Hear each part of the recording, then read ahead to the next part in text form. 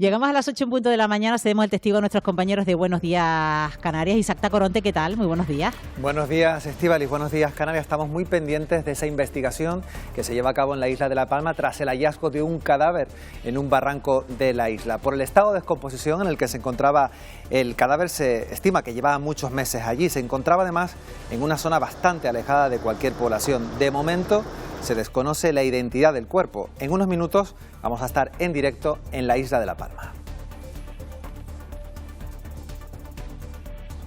Miércoles 10 de diciembre comenzamos.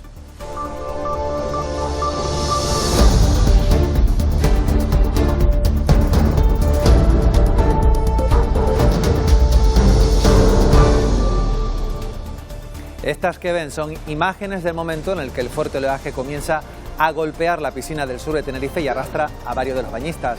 La Guardia Civil ha suspendido la búsqueda porque no había denunciada ninguna desaparición.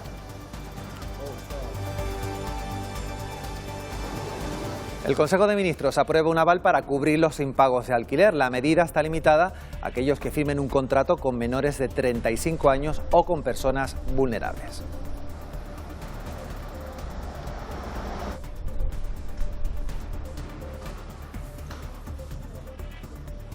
El acceso a la vivienda sigue siendo uno de los principales problemas de la ciudadanía. El presidente de Canarias ha pedido más recursos al Estado. Creemos que si los superávit de las corporaciones locales de España, en el caso de Canarias, cabildos y ayuntamientos, pudiese ser utilizado en la construcción de vivienda, podríamos dar un salto notable en la construcción de vivienda en Canarias. Queremos saber qué va a ser noticia esta jornada. Eva Trujillo, cuéntanos. Sí, pues segunda jornada este miércoles del Pleno del Parlamento de Canarias, centrados en uno de los temas que más preocupan a la ciudadanía, la vivienda. Debatirán, entre otras cuestiones, una proposición de ley para el impulso del derecho a la vivienda en Canarias mediante la regulación de los grandes tenedores y el reequilibrio fiscal. Y hoy se conmemora el Día de los Derechos Humanos y por ello se celebrarán varios actos en las islas. Uno de los primeros va a ser a las 9:30 en Las Palmas de Gran Canaria con la celebración Voces de Mujer, actividad que organiza la ONG Paz en Construcción.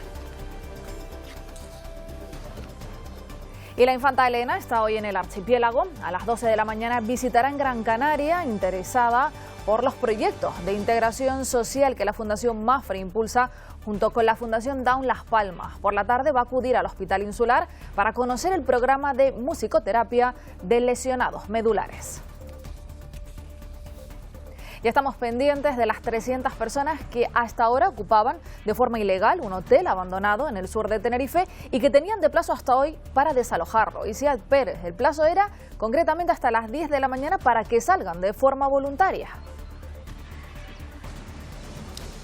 Sí, Eva, así es, hasta las 10 de la mañana para hacerlo de forma voluntaria y lo cierto es que hasta hace escasos minutos hasta aquí se ha desplegado un fuerte dispositivo de seguridad. Hemos visto hasta 15 coches de la Guardia Civil, también dentro de este complejo hotelero abandonado hay policía local y también hasta hace escasos minutos salía un coche del consorcio de bomberos para sofocar unas pequeñas llamas que se producían esta madrugada. Eso sí, este incidente no es nada puntual ya que a lo largo de los meses de abandono que ha tenido este hotel es algo recurrente. De hecho, es lo que denuncia su propietaria, los diversos delitos que dentro de este complejo abandonado se han ido sucediendo. Estamos también pendientes de conocer más detalles de un robo con fuerza que 3 encapuchados llevaron a cabo anoche en una gasolinera de Salinetas, en Gran Canaria. La Policía Nacional está investigando este suceso que ampliaremos más adelante aquí en Buenos Días Canarias. Y en los deportes, qué buena noche para los equipos españoles en la Champions, con sufrimiento pero victorias. El FC Barcelona de Pedri venció 2-1 al Eintracht de Frankfurt. Jules Koundé fue el gran protagonista de una nueva remontada culé, además con sendos goles de cabeza. Y seguimos hablando de fútbol y también de la Champions y de la victoria del Atlético de Madrid, que mostró una de las mejores caras de esta temporada en su triunfo con remontada incluida en la casa del PSV Eindhoven 2-3. Ya suman los colchoneros 12 puntos en esta fase regular de la Champions.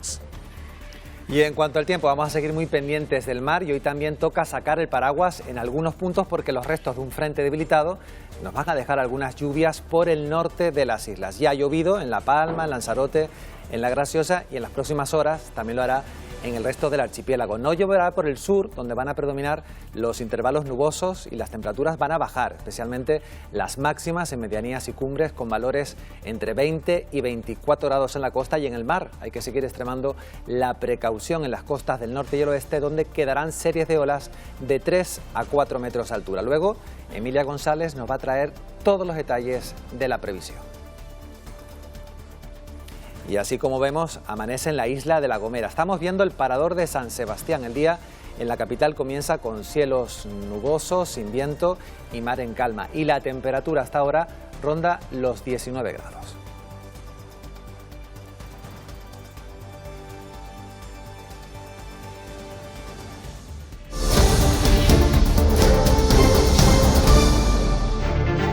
Que es una auténtica barbaridad lo que han hecho con el fiscal. Es muy triste que hayamos tenido que llegar a esta situación por la utilización de las instituciones que son de todos los españoles. ¿Hoy dan lecciones de qué? ¿De una sentencia a un fiscal general del Estado que lo que ha hecho ha sido defender la verdad? El Estado de Derecho funciona a pesar de los intentos del propio gobierno. Quien tiene que pedir perdón es la señora Ayuso y quien tiene que exigir responsabilidad de la señora Ayuso es el señor Feijóo. Y lo diré alto y claro. Esto hace caer a plomo a un gobierno en cualquier democracia liberal y no nos podemos acostumbrar, por tanto, a que todo valga. Esto ha sido un procedimiento organizado ex profeso para simplemente acabar con el fiscal general del Estado. Pues repasamos ya las portadas que nos deja este miércoles y comenzamos con el periódico Canarias 7. La imagen es para el Belén de la playa de las Canteras, que sigue en construcción, destacando además Clavijo reclama unidad para afrontar un año 2026 que prevé complicado. Periódico El Día, la vigilancia del litoral en el foco de los ahogamientos, tragedia en la costa de Santiago del Tey del Puente, se cierra con un quinto fallecimiento en Lanzarote. Periódico La Provincia, con esa imagen para la huelga de los médicos y destacando en titular, nuevo pulso con el Estado por la quita de la deuda, la financiación autonómica y el fuero canario. Periódico Diario de Avisos, imagen para esa condena, esa sentencia. El Tribunal Supremo justifica la condena del fiscal general en que su entorno filtró el correo. Mismo asunto que llevan los diarios nacionales. Comenzamos con El Mundo, histórica sentencia del Tribunal Supremo. El fiscal general condenado con pruebas sólidas, coherentes y concluyentes. Y finalizamos con el diario El País, también con la sentencia del Supremo sobre el exfiscal general. El acusado o una persona de su entorno entregó el correo. El voto particular sostiene que la condena vulnera la presunción de inocencia. Vamos ahora con la situación del tráfico en las dos capitales de provincia. Vamos a comenzar en Gran Canaria. Vamos a ver la Gran Canaria 1 a la altura de Hoya de la Plata. Esta que vemos es la entrada sur a la capital. El tráfico en este punto es fluido de momento en ambas direcciones. Y vemos ahora la situación del tráfico de la TF5 a su entrada a Santa Cruz de Tenerife, donde a esta hora la densidad de vehículos comienza a ser importante, aunque los coches circulan con cierta fluidez tanto a la entrada como a la salida de la capital.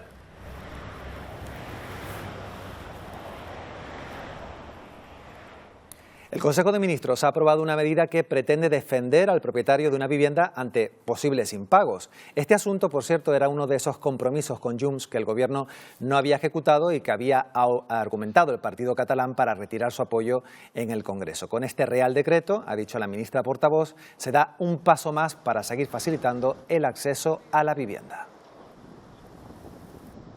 Va dirigido a contratos de alquiler de menores de 35 años o personas vulnerables con rentas que no superen el índice estatal de referencia y que hayan depositado la fianza legal obligatoria.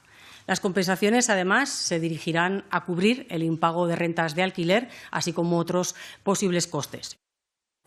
El próximo año, 2026, van a vencer muchos de los contratos de alquiler firmados hace 5 años. En Canarias, el Ministerio de Derechos Sociales estima que serán aproximadamente unos 40.000. Esto significa que todas esas familias van a tener que renegociar sus condiciones con un incremento medio de hasta unos 200 euros al mes. Canarias es una de las 3 comunidades que registran el mayor impacto de este incremento. La renegociación del precio del alquiler podría suponer para las familias una subida anual de 2.267 euros. Mensual pues vienen a ser prácticamente unos 180 euros más o menos de media la subida en los contratos de alquiler. Existe un exceso de demanda en el mercado del alquiler, lo que se traduce en un aumento constante de los precios. Personas trabajadoras, incluso parejas que trabajan 2 personas, pues también tienen problemas a la hora de acceder a la compra de un inmueble y tienen que derivarse también al mercado del alquiler. Solo en Canarias se calcula que en 2026 vencerán casi 40.000 contratos de alquiler. El ministro de Derechos Sociales propone aplicar una medida con carácter urgente. Nuestra propuesta es bien clara, es algo que se puede hacer mañana, es una prórroga automática de todos los contratos que van a vencer el año que viene, es una medida sencilla que se puede aplicar inmediatamente y que por tanto aspiramos a que vea la luz cuanto antes. Cada vez insisten, hay más dificultades para acceder a una vivienda. Lo vemos en cualquier portal inmobiliario donde los precios oscilan entre los 800 y los 1.400 euros. Los propietarios de los pisos de alquiler, que por cierto están cada vez contratando más seguros que cubran el impago de sus arrendatarios. Estos seguros suelen cubrir las cuotas impagadas durante un máximo de un año, que es el tiempo en el que se estipula que se podría resolver judicialmente el contrato con el inquilino. Los propietarios que más contratan esta opción son aquellos que mantienen deudas sobre la vivienda que alquilan. Tienen que cumplir con una serie de gastos y lo que no quieren es verse con ese gasto sin que tengan una entrada de dinero y sobre todo que se dilate en el tiempo. La gran mayoría de pólizas lo que nos cubre es, por una parte, la parte de la renta que no nos pague el inquilino. Suele ser como en un máximo de un año y suele tener un periodo de carencia. Los primeros meses.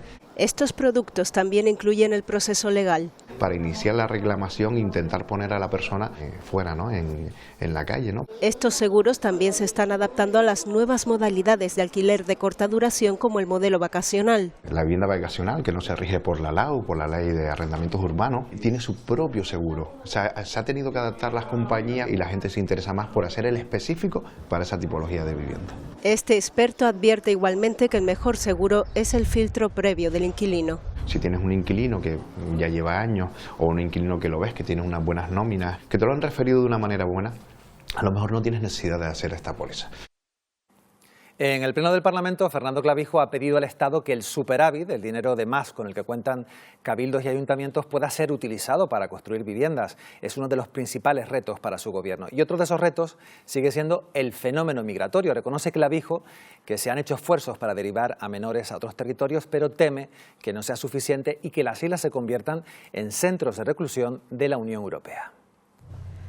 El ligero repunte en la llegada de cayucos de las últimas semanas ha vuelto a llevar la migración al debate en el Pleno. El Estado tiene que derivar a los menores en 15 días. Sin embargo, en estos últimos 15 días han llegado más de 250 menores a Canarias y tan solo han aceptado a medio centenar. No estamos satisfechos. Las noticias que nos vienen del seno de la Unión Europea es precisamente que van en las tesis de que los territorios fronterizos nos convirtamos, de hecho, en centros de reclusión de menores y de extranjeros. Eso sí puede ser un grave problema para Canarias. Todo inmigrante que entre de manera ilegal a nuestra tierra tiene que ser inmediatamente deportado. Un menor que llega a una patera, que sus padres han fallecido, la Restinga, con 7 o 8 años inmediatamente lo deportamos.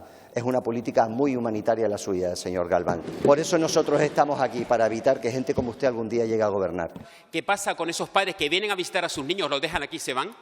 ¿Lo tiene controlado el Gobierno de Canarias? Pregúntele al Ministerio de Interior. Es que usted tiene una empanada mental, nosotros no tenemos competencia. Tiempo también para hablar de cómo mejorar el acceso a la vivienda en Canarias. ¿Qué opinión le merece al Gobierno de Canarias que el Estado nos haya dado la razón en cuanto a utilizar el superávit para inversiones financieramente sostenibles? Creemos que si los superávit de las corporaciones locales de España, y en el caso de Canarias, cabildos y ayuntamientos, pudiese ser utilizado en la construcción de vivienda, podríamos dar un salto notable en la construcción de vivienda en Canarias, que es vivienda para los canarios. El presupuesto de las universidades públicas en Canarias subió este año el 2,83%. ¿Sabe cuánto sube la presidencia del Gobierno?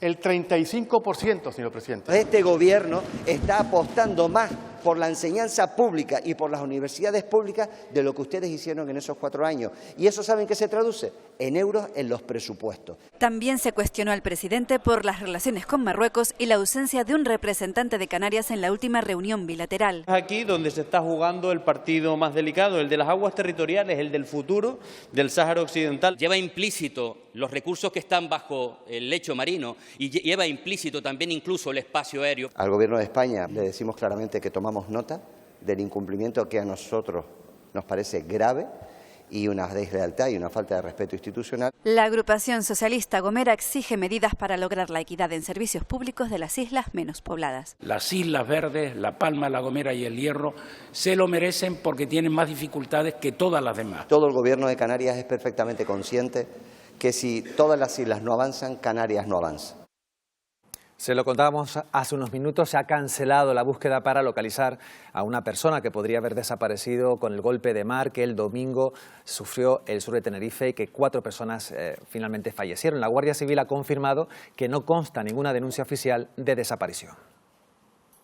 El dispositivo de búsqueda intenta localizar a una persona que podría haber desaparecido al caer al mar en esta zona de Isla Cangrejo, en el municipio tinerfeño de Santiago del Teide, donde han muerto 4 turistas. Tras lo ocurrido este sábado, en el último mes ya son 8 personas las que han muerto por estas circunstancias en Canarias, con mal estado de la mar y con prealertas activadas. ¿Llega la información a los turistas? Mirar los carteles. Miramos en un libro de viajes, dice esta turista, que explica que es difícil ir a la playa porque hay olas. Cada día chequean el estado del mar, según este otro, antes de ir a nadar. Pero sigue siendo insuficiente o no se comunica correctamente.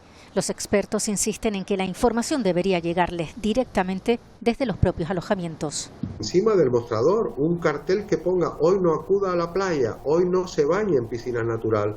Desde la plataforma Canarias 1500 kilómetros de costa se advierte de que el 95% de las víctimas en entornos como estas piscinas naturales son turistas.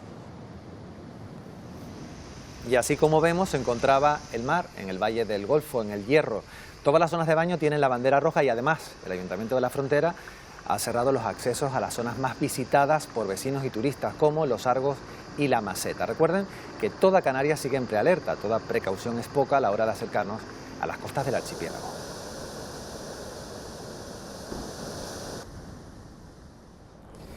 El joven pescador fallecido en Los Charcones se suma a la lista de personas que han muerto por un golpe de mar. Los servicios de emergencia encontraban a la víctima a 500 metros de la costa y en parada cardiorrespiratoria, pero los servicios de emergencia lograron estabilizarlo y evacuarlo al Hospital General en estado crítico. Canarias suma 5 personas fallecidas en sus costas desde el pasado domingo.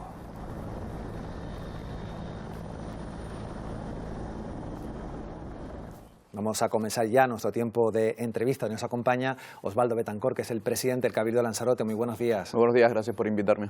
Numerosos asuntos de actualidad, pero si le parece, le quería preguntar por este último fallecimiento que ha ocurrido además en la isla de Lanzarote, un joven pescador de 27 años. De nuevo, la imprudencia que vuelve a causar una víctima mortal. Sí, de nuevo porque tuvimos el mismo hecho hace prácticamente 20 días en la playa de Famara, ¿no? Una imprudencia de 3 turistas que efectivamente estaban celebrando su cumpleaños, estaban tomados, por decirlo así, y se fueron a dar un baño a la playa de Famara y sobre todo a la parte más peligrosa, teniendo el resultado muerte. Y este fin de semana ya lo hemos visto, y yo creo que esa imprudencia las instituciones tenemos que también aunar esfuerzos para llevar esa conciencia al turista que viene a disfrutar de Canarias, ¿no? Nosotros desde la Sociedad de Promoción Exterior de la isla de Lanzarote vamos a intentar hacer campañas de concienciación para intentar reducir el número que tenemos encima de la mesa, ¿no? En este momento, durante el año 25, tenemos más muertes, en este caso en las costas de Canarias, que en los propios accidentes, hablo en la isla de Lanzarote. Y eso hay que empezar a poner medidas correctoras. Es verdad que la irresponsabilidad está ahí, es verdad que las playas están cerradas, las banderas rojas están ondeando, pero no menos cierto es que esa irresponsabilidad nos llevan a lamentar acontecimientos como este fin de semana. Desde luego, bueno, son numerosos asuntos los que nos gustaría votar con usted. Vamos a empezar por la emergencia hídrica que está declarada en la isla de Lanzarote, pero se van a realizar importantes obras precisamente para evitar esa escasez de agua. Efectivamente, yo creo que la emergencia es causa-efecto, ¿no? Cuando no se gestiona el ciclo integral del agua, se desborda y, sobre todo, se produce lo que se ha producido en la isla de Lanzarote, ¿no? Esto viene resultado de un concurso de acreedores, esto viene resultado de una licitación, esto viene resultado de unos incumplimientos por parte de la empresa que está en este momento operando el ciclo integral del agua, donde realmente lo cogimos con un 60% de pérdida en el subsuelo. Nosotros a partir de ahí decretamos la emergencia, el Gobierno de Canarias nos ampara en esa disposición transitoria con ficha financiera, ha puesto 7 millones de euros y nosotros con fondos propios hemos intentado recuperar lo que es esas pérdidas, pero sobre todo la desalación. O sea, nosotros entendíamos que lo principal era las pérdidas, pero lo inicial era la desalación, porque a los 2 días de tomar posesión se rompen los bastidores con informes del año 19. Hemos puesto desaladoras nuevas, hemos puesto membranas nuevas. En definitiva, en este momento la desalación ya no peligra y estamos impulsando pues todo lo que es las mejoras de obra, 4 millones de euros en lo que es la recuperación de esas pérdidas, 6 millones de euros la línea centro, vamos a poner a funcionamiento la línea norte, tanques de cabecera en toda la isla, un proyecto que se perdió 14 millones de euros para el sector primario en la isla de Lanzarote, también lo hemos recuperado. De 14 pasamos a 21 millones de euros para 636 agricultores. En definitiva, yo creo que en estos 2 años hay un antes y un después, pero no podemos salir de esa emergencia porque en este momento seguimos con bastantes cortes en la isla de Lanzarote. Bueno, y que esas obras van a paliar, digamos, esa falta de agua, por lo menos se va a intentar subsanar, ¿no? Y sobre todo, no solamente en Lanzarote, también evidentemente en La Graciosa. Usted, aparte de presidente del Cabildo de Lanzarote, es diputado regional. Veíamos hace un momento, escuchábamos al presidente de Canarias ayer, precisamente en la sesión de control al gobierno, hablando de vivienda. Un problema, la crisis habitacional en todo el archipiélago. La isla de Lanzarote no es una excepción. ¿Qué acciones está llevando a cabo el Cabildo, a pesar de que evidentemente no tienen competencias en materia de vivienda? Independientemente de que no tenemos competencia o no, yo creo que cuando se vienen a las instituciones no es a decir este no es mi problema, sino a participar en la solución. El Cabildo Insular de Lanzarote ha puesto 14 millones de euros para participar en esa solución, para ofertar vivienda pública a las familias que en este momento lo están demandando. Hemos comprado 3 suelos, 2 en Arrecife y 1 en la localidad de Uga, en Yaiza. Hemos comprado 42 viviendas inmovilizadas para en este momento dárselo al ICABI y ponerlo a 42 familias en régimen de alquiler asequible. Y en este momento estamos estudiando la posibilidad de que el Cabildo, a través de operaciones financieras, sean el avalista de operaciones hipotecarias. Porque no menos cierto es que en este momento la vivienda pública va a un nicho de mercado muy diferenciado, pero no menos cierto que aquella pareja de la isla de Lanzarote, aquellos jóvenes de la isla de Lanzarote que tengan su trabajo pero tienen una imposibilidad de pedir una hipoteca porque sus padres en este momento han pedido poder adquisitivo y ya no pueden ser garantes de esas operaciones, el Cabildo va a intentar estar en esa operación. Y por otro lado, hemos puesto 1,4 millones de euros para el bono de alquiler de los jóvenes, participando también en con el Gobierno de Canarias aumentando lo que es esa cuota y en este momento, pues no menos cierto, vamos a seguir invirtiendo en políticas de viviendas, en compra de inmovilizados. Y también con la mirada puesta, imagino, en la vivienda vacacional, a pesar de esa ley del alquiler vacacional. Sí, por supuesto, era una ley que desde Lanzarote pedíamos al Gobierno de Canarias, sabiendo que es una actividad necesaria para la isla de Lanzarote, pero teníamos que regularla, ¿no? O sea, yo soy partidario de regularla y no de prohibirla, ¿no? No menos cierto, durante todo este proceso de elaboración de la ley, hemos sido el único cabildo que ha apartado 150 casas vacacionales del mercado porque no cumplían con los estandartes que Lanzarote requiere a nivel turístico y lógicamente no operaban sin ningún tipo de garantías. Y vamos a seguir apartando todos aquellos elementos que se destinan a la vivienda vacacional que no cumplen, ¿no? Y a partir de ahí, pues esa normativa lo que sí ya le da la posibilidad a los alcaldes y a la alcaldesa para regular esa actividad. Teníamos un ejemplo claro en Playa Blanca, donde 3 de cada 4 viviendas se destina al alquiler vacacional y no al residencial, donde estructuralmente muchísimas familias nos demandan una vivienda, que fue donde compramos las 42 viviendas y ahora vamos a comprar 72 viviendas, y donde le hemos puesto la posibilidad al alcalde para regular esa actividad, que efectivamente es el municipio quien tiene que aplicarlo. Vivienda vacacional, hablamos, se nos mira a la cabeza inmediatamente el turismo, una isla que recibe muchísimo turismo. Ustedes también son contundentes con esa utilización de espacios protegidos. Veíamos esas multas, cuando se utilizaban los buggies, esos buggies por zonas que estaban realmente protegidas. Yo soy claro, quien atenta contra el mayor patrimonio que tenemos en Lanzarote, que es nuestro territorio, pues lógicamente va a recibir una multa, ¿no? La actividad del buggy es una actividad no reglada en la isla de Lanzarote, una actividad que va en contra de la única isla de Europa que es territorio SIPAN. Es una actividad que merma lo que es el territorio, perjudica lo que es el ecosistema, la biodiversidad y perjudica también al sector primario. Por tanto, es una actividad que aquel que no cumple con lo que realmente te dice la normativa, que es ir 3 en fila y muy despacio, va a recibir una multa. Pero aparte de eso, yo creo que Lanzarote es en este momento la única isla de Canarias que no crece turísticamente, crecemos solo un 1,3%, donde somos la que más factura en la industria turística, porque hemos destinado toda nuestra promoción turística a ir a un nicho de mercado diferente al centro Europa que lo que estamos acostumbrados. Norteamérica en este momento, el eje del este tiene que ser nuestro principal objetivo. En este momento hemos llegado a acuerdos con Iberia, con Delta, con American Airlines y con British Airways para intentar buscar este nicho de mercado. O sea, yo creo que el cambio de modelo turístico que está en este momento liderando Lanzarote es un cambio de modelo turístico que los datos están hablando, donde menos es mucho más. Un cambio de modelo turístico que lo vemos ya nada más llegar al aeropuerto, porque han conseguido de forma pionera además eliminar ese tótem publicitario del aeropuerto que además lleva el nombre de César Manrique. Hemos conseguido recuperar el espíritu de César Manrique, que es un espíritu que está enclavado en el ADN del lanzaroteño, que es de Lanzarote y que vive en Lanzarote pero no ha nacido en Lanzarote. Nosotros todos los edificios lo hemos pintado de blanco para evidenciar nuestra diseña identitaria del color blanco, y a partir de ahí hemos puesto todo lo que es el elemento de nuestros espacios públicos. Me he dirigido como presidente de AENA durante 2 años seguidos para intentar quitar el único tótem que está en el aeropuerto, y a través de la negativa de AENA de quitarlo, me he dirigido a la empresa para llegar a un acuerdo con la empresa. Vamos a quitar el tótem y vamos a poner la palabra Lanzarote Isla Diferente. Yo creo que eso es una muestra de que Lanzarote, la identidad, la integración del paisaje, el ecosistema, la sostenibilidad, tiene que ser nuestra principal base, ¿no? Sí, el mensaje es clarísimo, desde luego. Nos hemos quedado sin tiempo, pero me gustaría preguntarle también por los presupuestos que imagino que estarán a punto de aprobarse. No sé si hay unanimidad, va a haber unanimidad en la aprobación de los presupuestos. A través del diálogo siempre sale la unanimidad. 280 millones de euros, ya está prácticamente cerrado, ahora falta la parte administrativa, donde vamos a incidir en vivienda, vamos a incidir en bienestar social, vamos a incidir en política territorial, vamos a incidir en aumentar la calidad de vida de los vecinos y vecinas de la isla de Lanzarote y La Graciosa. Muy bien, le agradecemos que haya venido. Gracias a ustedes. Betancor, presidente del Cabildo de Lanzarote, que además se va directo al Parlamento de Canarias a continuar con esa sesión. Muchísimas gracias por invitarme. Gracias a usted, muy buenos días. Nosotros vamos a continuar y estamos muy pendientes de la última sesión de año en el Congreso de los Diputados. Nos lo cuenta Eva Trujillo. Sí, ya ha comenzado, la hacía a las 8 hora canaria, y en ella se espera hacer balance hoy de esa gestión del Gobierno, pero también el presidente Pedro Sánchez y el líder del PP, Alberto Núñez Feijóo, realizan ya su último cara a cara del año. A esta hora Feijóo ya ha acusado a Sánchez de haber aprendido en los prostíbulos, dice, todo lo que sabe sobre feminismo, donde hoy también se espera en esta jornada que comparezca el ministro de Asuntos Exteriores, José Manuel Álvarez, para hablar de esa postura sobre el Sáhara.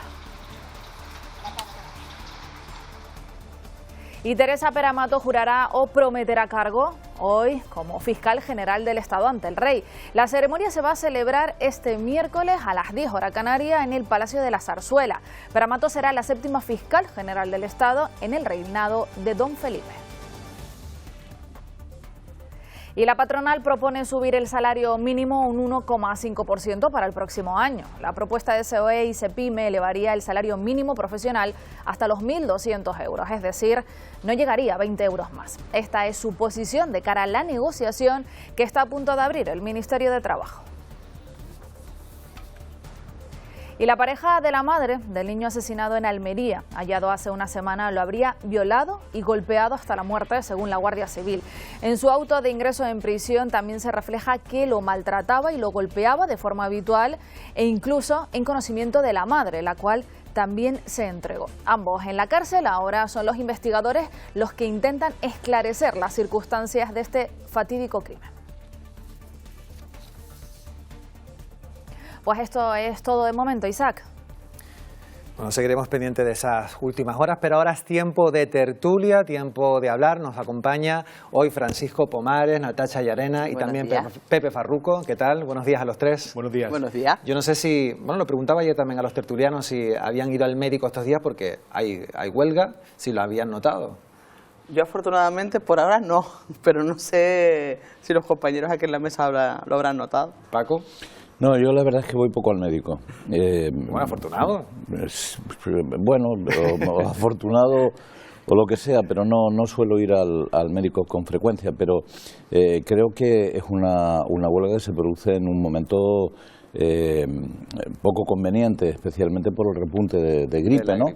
Que ha generado una situación muy dura en el conjunto del país, ¿no? Estamos sufriendo una epidemia fortísima de gripe que viene además con poco aviso, con poca preparación y es un momento complicado para que se produzca una huelga. Muy bien, bueno, pues ahí ya vamos a empezar a dibujar, ¿no, Farruco, sobre la huelga de los médicos, a ver qué nos sale después. Pues si sale algún dibujo viral. Sí, bueno, nunca mejor dicho lo de viral, ¿no? Bueno, yo les comentaba, hoy es la segunda jornada de huelga de los médicos en todo el país. Rechazan el borrador del anteproyecto de ley del Estatuto en marco del Personal Sanitario Público Nacional. Piden mejoras condiciones laborales, fidelizar a los especialistas. Más de 100.000 médicos participaron este martes en las concentraciones que estaban organizadas en las principales ciudades del país.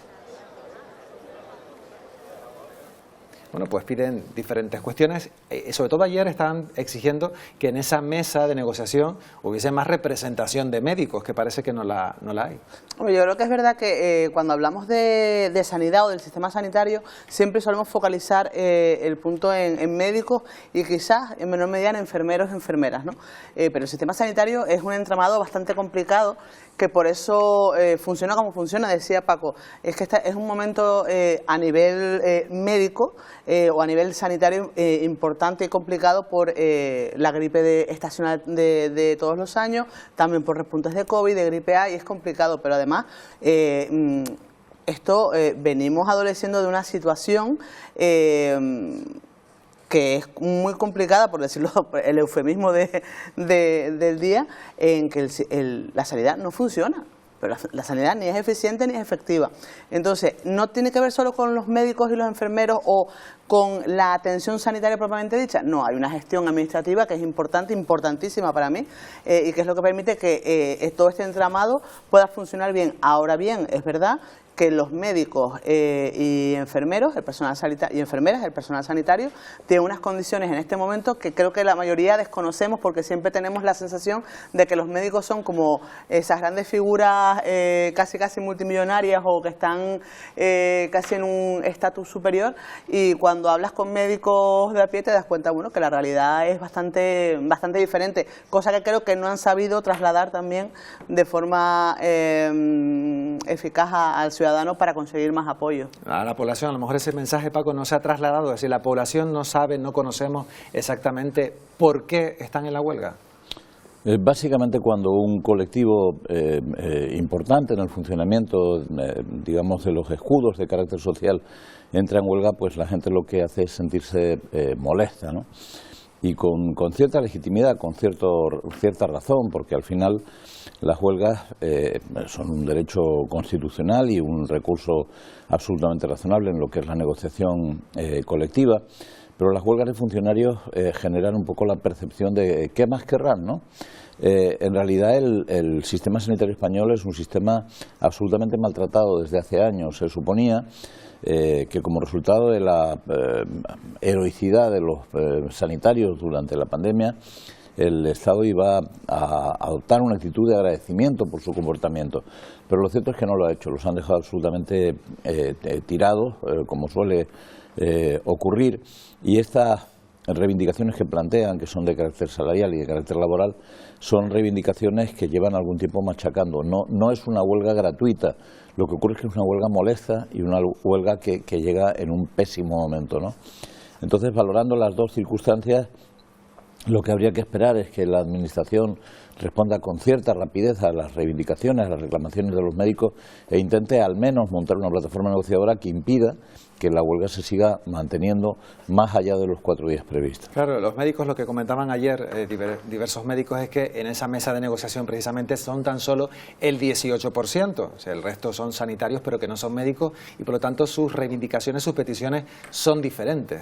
Y sobre todo porque al final yo creo que, y yo insisto en ese mensaje, pensamos que las reivindicaciones de los médicos es trabajar menos y ganar más. Al final, a ver, son gente que tiene vidas en sus manos, o sea, y a mí no me a mí no me gustaría que si yo tengo desafortunadamente que ir al médico o someterme a una intervención quirúrgica de urgencia programada, el médico que me atienda lleve 24 horas sin dormir o 24 horas de guardia, porque está obligado a ello, no solo a nivel normativo, sino también, bueno, porque para incrementar las nóminas mensuales, pues muchos de ellos se ven obligados a encadenar guardias de este tipo. Al final es un trabajo muy sensible, un trabajo que incide directamente en el bienestar de los ciudadanos como uno de los pilares fundamentales del estado del bienestar, y yo creo que no es que lo estemos maltratando, es que no se está cuidando por parte de quien lo tiene que hacer, en este caso tanto desde el Ministerio de Sanidad, desde el Gobierno, como desde las comunidades autónomas, que recordemos que tienen las competencias trasladadas en materia de sanidad. Es algo muy, muy complejo, y es algo que también creo que hay que explicar, y sobre todo no hay que banalizar ni decir, es que, pues como decía Paco, no podemos caer en esos tópicos de ¿qué quieres ahora? ¿Por qué te vas a la huelga? ¿Qué quieres? Más sí, no. lo comentabas tú, el estatus ¿no? Que parece que no pueden quejarse. Y parece que también tenemos siempre como que rebajar las peticiones de la gente, ¿no? Y si yo quiero que la gente cobre más porque yo quiero cobrar más, yo quiero que la gente tenga mejores relaciones, estatus laboral porque yo quiero tener un mejor estatus laboral, o sea, tenemos que ir siempre a reivindicar a máximos, no a mínimos. Y yo creo que en el caso de los médicos, en este caso concreto, siempre pensamos eso. Lo que sucede realmente es que dentro del sector sanitario los médicos son considerados como una especie de élite aparte, y lo son. De hecho, tienen un comportamiento que en muchas ocasiones implica eso, pero en la sanidad pública se dan circunstancias que la gente desconoce, se dan circunstancias en que algunos médicos tienen que renovar sus contratos semanalmente. Es una cosa alucinante, es decir, eso no puede ocurrir en la vida privada, porque a la empresa que lo haga se le cae encima la inspección de trabajo y lo revientan, ¿no? Bueno, pues en la sanidad pública todavía se están produciendo contrataciones semanales de muchos médicos. Todavía se dan situaciones que en la sanidad privada se considerarían un claro abuso de poder, como por ejemplo que cuando una mujer médico se queda embarazada se queda sin trabajo. Y esto es real porque como las contrataciones se adaptan al tiempo a tiempos muy cortos, a renovaciones muy cortas, pues sucede así. Yo creo que más allá de las reivindicaciones de carácter salarial, lo que hay una serie de derechos laborales que habría que ir afinando y habría que ir definiendo. Es un sector muy complicado, es un sector en el que participan millares de personas en toda España, y seguramente los encajes serán difíciles de resolver, no se podrán resolver sencillamente chascando los dedos, pero en cualquier caso la Administración tiene una responsabilidad clara en que no se haya llegado a un acuerdo, y desde mi punto de vista, aunque es una cuestión absolutamente personal, también creo que la representación que tiene en la mesa de negociación es una negociación escasa, teniendo en cuenta la importancia que tiene su papel en el mundo de la sanidad. Sí, bueno, a ver cómo Farruco nos ha reflejado esta huelga de médicos. Bueno, pues esta huelga de médicos al final es que todo el mundo quejándose, porque con razón, ¿no? Porque, por ejemplo, ha puesto a un virus, el virus de la gripe podía ser perfectamente, diciendo: el sistema sanitario está muy enfermo, y ahora justo cuando hay huelga de médicos es cuando me toca a mí hacer horas extras. Claro, o sea, él precisamente ahora que es cuando más tiene que trabajar. Seguro se la pagan tampoco. Bueno, vamos a cambiar de asunto, porque el Alto Tribunal ha publicado ya la sentencia en la que se impone a García Ortiz 2 años de inhabilitación para el cargo de fiscal general por un delito de revelación de datos reservados. Tras conocerse los detalles del texto, han llegado las reacciones. De una sentencia a un fiscal general del Estado que lo que ha hecho ha sido defender la verdad y la institución de la Fiscalía General del Estado. Si quien tiene que pedir perdón es la señora Ayuso, y quien tiene que exigir responsabilidad de la señora Ayuso es el señor Feijóo. Decirle que no se puede utilizar la Fiscalía General para atacar a un adversario político, porque son instituciones, insisto, de todos los españoles, que estas prácticas no pueden consentirse. Que es una auténtica barbaridad lo que han hecho con el fiscal. Lo que no tienen que hacer es no hacer nada, o quejarse, o hacer vídeos de TikTok, sino realmente cambiar la ley y cambiar a esa parte del Poder Judicial que se cree que hace política. Os parece que es una sentencia con una intención claramente desestabilizadora, y además no respeta el principio acusatorio ni la mínima imparcialidad judicial. Bueno, tardó 19 días, pero hemos conocido ya esa sentencia, que además Paco Natacha dice que tiene pruebas sólidas, coherentes y concluyentes. Sí, yo creo que la sentencia es muy contundente y además no podía ser de otra manera porque estamos hablando de un fallo anunciado hace una veintena de días y que suponía una bofetada gigantesca al Gobierno y a la política del Gobierno en relación con el mantenimiento del fiscal general. A ver, yo desde luego que la justicia española está politizada, como está politizado todo, pero está politizada en todas las direcciones. Pero un fallo de un Tribunal Supremo español, valorado por 5 de sus 7 miembros y planteado con la contundencia, aunque se plantea esta, yo creo que es un fallo difícilmente transformable. Supongo que el Gobierno tiene la intención de llevar este asunto ya por una cuestión de vergüenza torera al Tribunal Constitucional y probablemente acabemos viendo cómo esta historia se arrastra por distintos tribunales europeos, ¿no? Pero mi impresión es que desde el sentido común yo creo que es fácil entender que lo que hizo el fiscal no estuvo bien.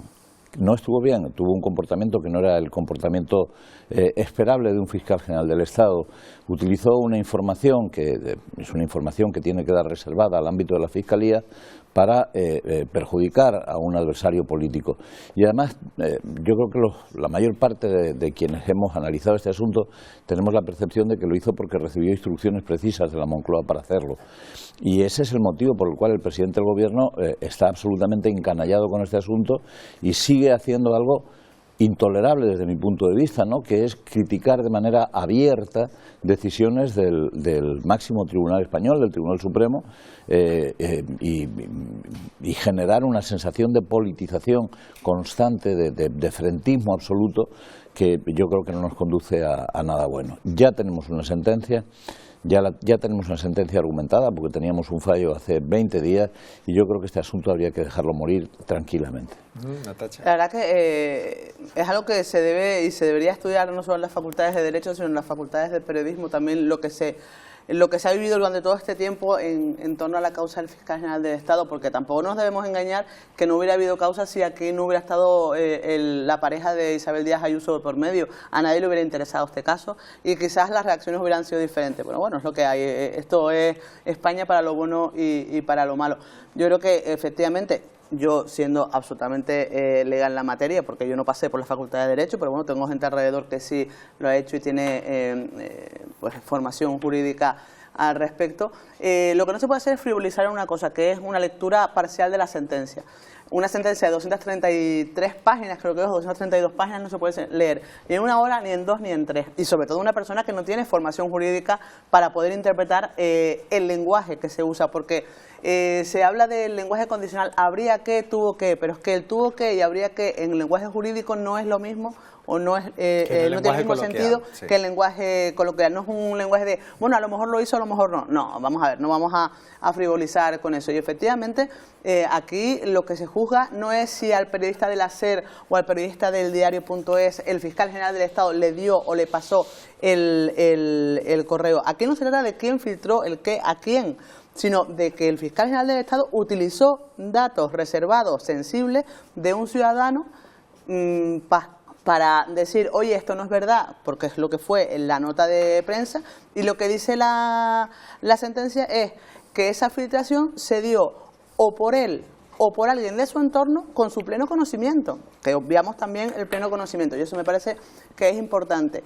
Y estando de acuerdo con Paco en que yo creo que ya las sentencias deberían acatarse y no hacer más daño dejarlas morir, de lo que se está haciendo, Paco, ¿no? A mí lo que me parece absolutamente aberrante es que desde el Congreso de los Diputados, desde el Gobierno del Estado, se ponga constantemente en solfa la legitimidad del Tribunal Supremo o de cualquier juez que no emite una resolución en favor de tus creencias y de lo que tú crees. Por supuesto que está politizado, pero está politizado desde el primer momento en que son los políticos, los partidos políticos quienes eligen a los magistrados. Pero es que, vamos a ver, no somos tontos. ¿Qué pasa? ¿Por qué los 2 votos particulares si tienen todo el respeto de las personas, digamos, progresistas?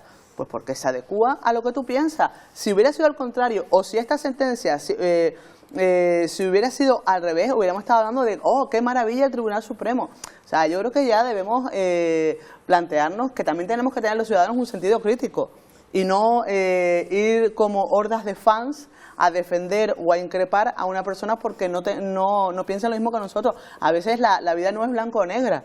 La vida tiene muchísimos matices y tiene sentencias que hay que leer o por lo menos intentar. Yo ayer estuve leyendo pues a personas que estaban en contra de la sentencia y a personas que estaban a favor de la sentencia, y al final, bueno, con eso te haces un poco de crítica, digamos, para intentar entender qué es lo que está pasando. También te digo una cosa, a mí lo que también me sorprende, y perdón por la extensión del alegato, es que no estemos poniendo el foco en algo que a mí me parece importante, y es que un dato de esas características, que tiene que ser reservado y tiene que ser casi confidencial, esté puesto sobre la mesa. A mí me da cierta prudencia hablar de una imputación a un fiscal general del Estado, pero porque aquí nadie está por encima de nadie. Pero a mí el tratamiento de datos reservados a mí sí me preocupa. A mí sí me preocupa porque es que... Paco iba a apuntar algo cuando yo creo que en relación con la sentencia hay un comportamiento ejemplar que me gustaría destacar, porque además no es frecuente dentro del Gobierno de la Nación, que actúa prácticamente como una especie de entidad que hace lo que dice Pedro Sánchez y no se sale un minuto del guión. Y era de la ministra de Defensa, Margarita Robles, que es una magistrada. Y lo que ha dicho es que hay que mantener un absoluto respeto a las decisiones del Tribunal Supremo. Yo creo que un país en el que el presidente del Gobierno se permite bromear y alardear sobre sentencias que se producen, es un país que no va bien. Es decir, podemos estar o no estar de acuerdo, nos puede gustar o no nos puede gustar una sentencia del Tribunal Supremo, pero una sentencia del Tribunal Supremo con el aval de 5 de sus 7 magistrados es una sentencia suficientemente contundente, ¿no? Aquí no hay la posibilidad de plantear que el Tribunal Supremo no es legítimo a la hora de tomar esta decisión, porque si planteamos eso tendríamos que empezar a cuestionar todo el entramado constitucional, no solamente el que se refiere a los jueces, sino el que se refiere a un gobierno que no resultó elegido en unas elecciones, sino que fue fruto de una moción de censura y posteriormente de un acuerdo contra natura. Yo creo que debemos de ser más razonables cuando analizamos la situación política e intentar evitar este nivel de crispación que solamente favorece al tensionamiento, que solamente favorece a los que están más cerca de los partidos, pero que aparta a la inmensa mayoría de los españoles. Va a ser complicado lo de evitar el momento de crispación. Yo no sé esta sentencia, Farruco, ¿cómo la has plasmado? Bueno, según mi juicio, he puesto a la figura de la justicia diciendo: ya hay sentencia contra el fiscal general del Estado. Yo iba a pedir indemnización por daños y perjuicios, pero me abstendré para que no me acusen de politizar la justicia. Claro, ni a ella misma, claro. O sea, es que ya aquí hay todo que el mundo tener está cuidado. dando... Decía Paco Pomares que hay que evitar esa crispación, pero hoy la sesión de control en el Congreso ha comenzado con muchísima tensión. El líder del Partido Popular, Alberto Núñez Feijóo, ha iniciado el turno de preguntas cuestionando al presidente Sánchez sobre las denuncias de acoso sexual en su partido.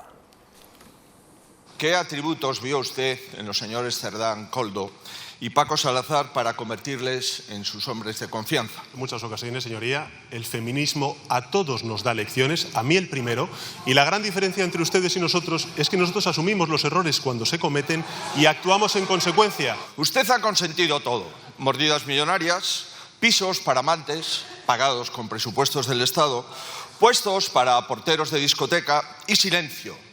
Silencio en la Moncloa para quien acosa a las compañeras. Es un problema estructural, sistémico. 1 de cada 3 mujeres... Sí, escúchenme, señorías, escúchenme. 1 de cada 3 mujeres manifiesta que ha sufrido acoso laboral en su entorno de trabajo. Mire, ha pasado usted de hermana yo sí te creo a calladita estás más guapa.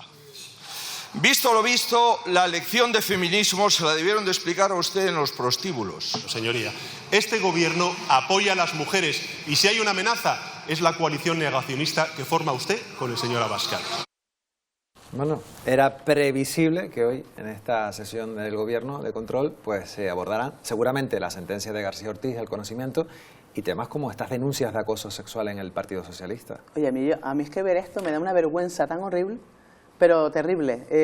Lo veo y para mí es ver, no sé si se acuerdan, los típicos vídeos del Parlamento peruano, creo que era, o chileno, que además se tiraban como las sillas a la cabeza y nosotros mismos nos llevábamos la mano a la cabeza y digo, madre mía, no, que estamos en España. Pues prácticamente, o sea, no se tiran los sillones a la cabeza porque están anclados al suelo, pero vamos, prácticamente. Me parece que estas dos intervenciones que hemos visto, las dos personas que han intervenido, tanto un presidente de gobierno como un líder de la oposición del principal partido, que además no olvidemos que el Partido Popular ganó las elecciones por votos.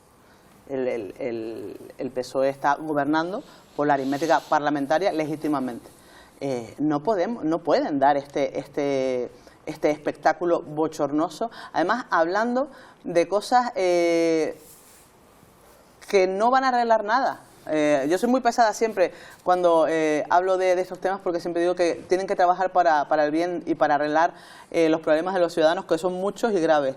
Esto no arregla nada. Esto sí, esto te llena 3 minutos, decimos que es bochornoso y para. Pero mientras tanto, mientras están discutiendo estas cosas, no se está discutiendo precisamente cosas importantes como la sanidad, como la vivienda, como los sueldos, como la economía, como el estado del bienestar ese del que tanto presumen unos y otros y que no lo estamos notando en el día a día.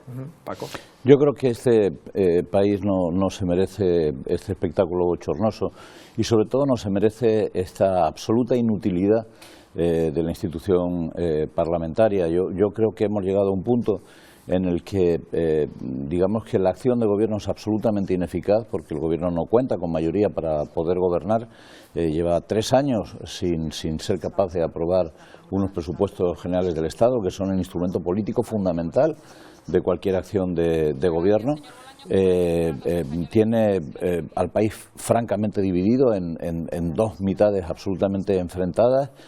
Hay una voluntad de hacer desaparecer en el debate político, en la conversación pública, todos los matices. La derecha es toda fascista.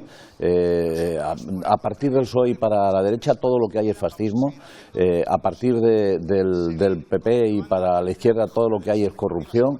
Yo tengo la impresión de que este discurso que se ha instalado en la vida política española es un discurso que lo que nos conduce es al desastre. Y lo digo claramente, no quiero ser pesimista, pero la verdad es que me siento absolutamente desconcertado con el nivel de falta de responsabilidad que están demostrando quienes nos dirigen. Y creo que no se pueden aplicar los mismos niveles de responsabilidad, porque el gobierno siempre tiene una responsabilidad añadida, que es la responsabilidad que le da la legitimidad de gobernar.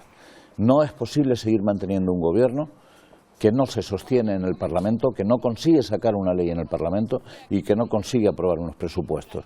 No hay ninguna lógica a esta situación. Deberían convocarse elecciones generales y creo que esta reflexión es una reflexión que cualquier persona con un poco de sentido común y que no esté absolutamente instrumentalizada por una visión política o por el pánico a perder un carguito, un puesto, lo comprende. Este atasco solamente se resuelve convocando a los ciudadanos y que los ciudadanos se manifiesten.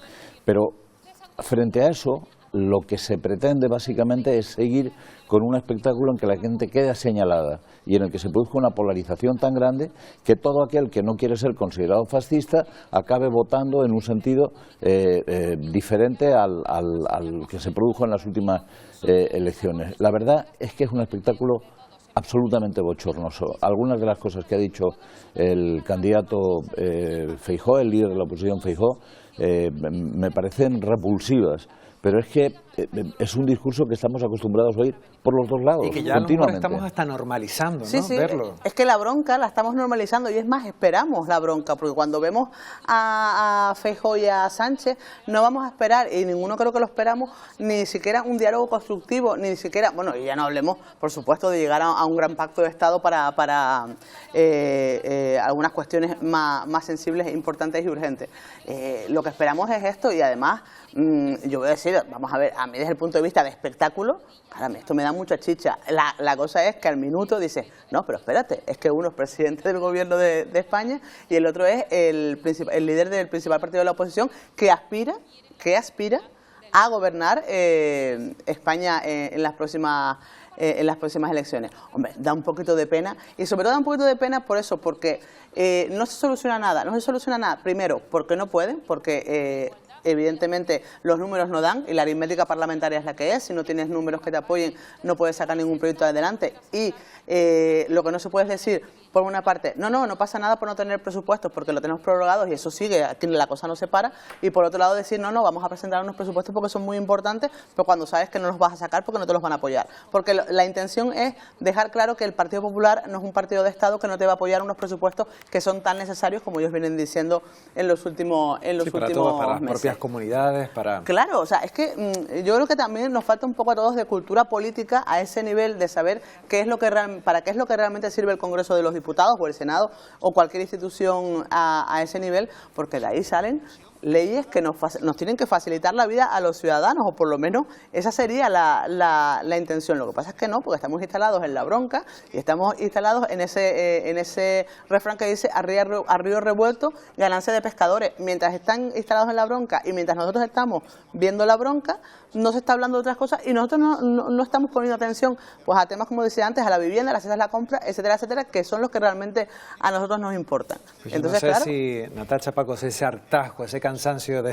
que ustedes han transmitido, también se ha transmitido a través del papel, ¿no? Bueno, ahí tenemos dos grandes protagonistas que son los leones de las Cortes, ¿no?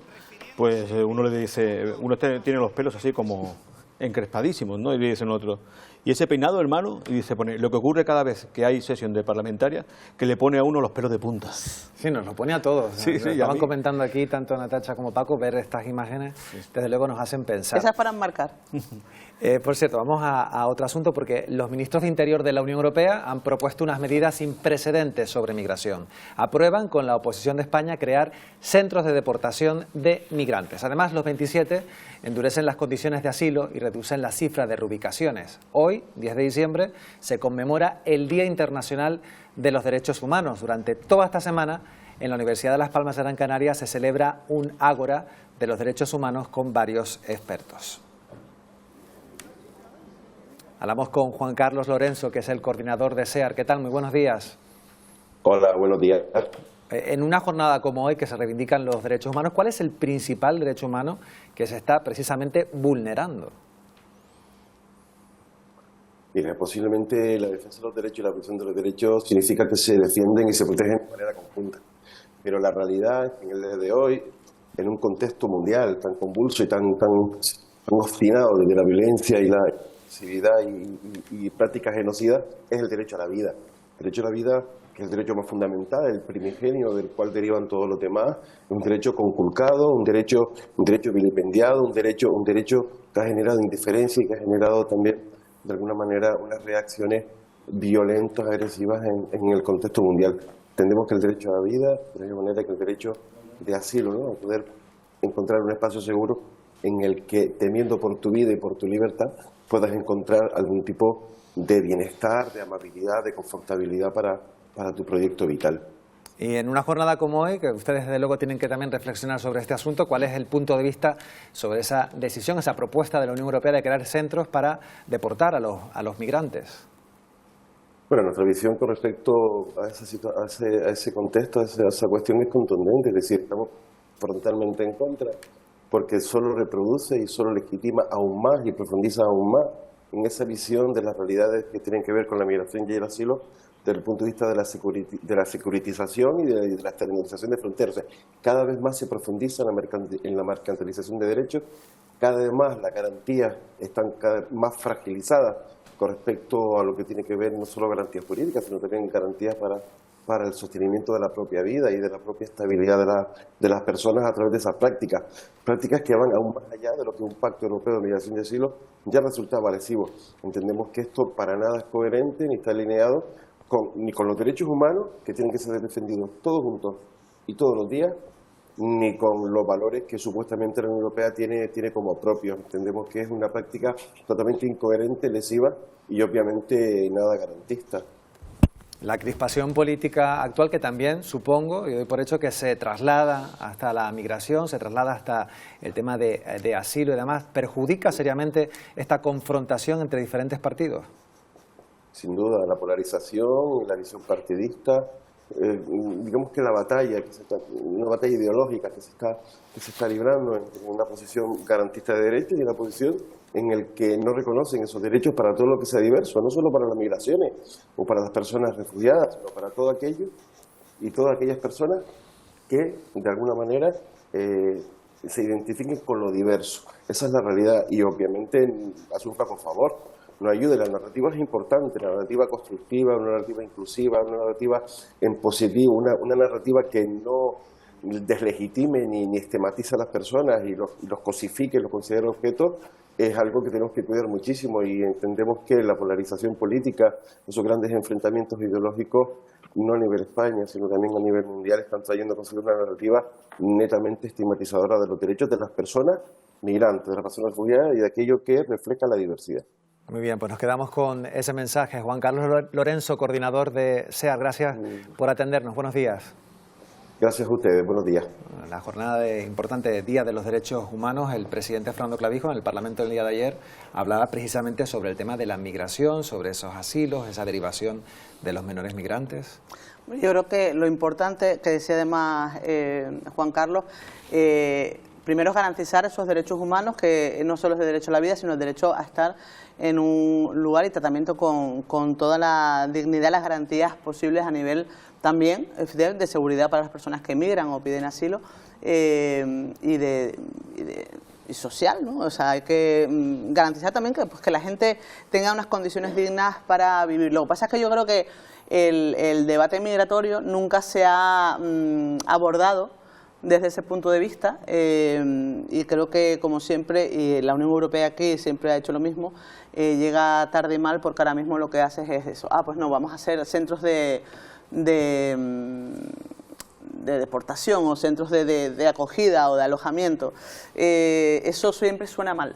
Entonces, bueno, pues yo creo que hay que tener las miradas puestas en eso, que se haga con garantía, pero sí creo que lo que se debe hacer es abordar el sistema migratorio como lo que es, que al final es algo que ha cambiado en los últimos años y que creo que no asumimos que ha llegado para quedarse en una circunstancias, bueno, pues que el mundo ha cambiado y que desafortunadamente o afortunadamente va a ir a más. Y que son personas, Paco. Bueno, es un problema extraordinariamente complejo en todos sus matices, en todos sus perfiles. Es extraordinariamente complejo, primero porque hay una confusión permanente entre lo que es el sistema de asilo y lo que es el sistema de migración y parece en estos momentos que hasta la propia Unión Europea está confundiendo los términos, ¿no? Hay una preocupación, yo creo que creciente en el mundo desarrollado porque la emigración solamente ha empezado a presentar su primer perfil complejo por hacer un balance ridículo. En los próximos 50 años Europa va a perder aproximadamente unos 35 millones de habitantes, contando la emigración que llega en estos momentos.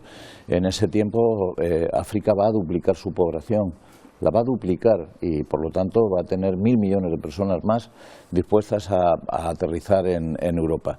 Eso lo que genera es una preocupación, yo creo que es una preocupación razonable sobre la capacidad de acogida de las sociedades desarrolladas, pero al mismo tiempo mientras eso se plantea, lo que se están imponiendo son soluciones que van al ritmo del tiempo. ¿Qué tiempo vivimos? Vivimos un tiempo en el que se recupera la política del más fuerte, se recupera la pérdida del debate internacional basado en el respeto a los derechos humanos, en el debate internacional basado en la capacidad de los Estados de ponerse de acuerdo, de respetar el derecho internacional.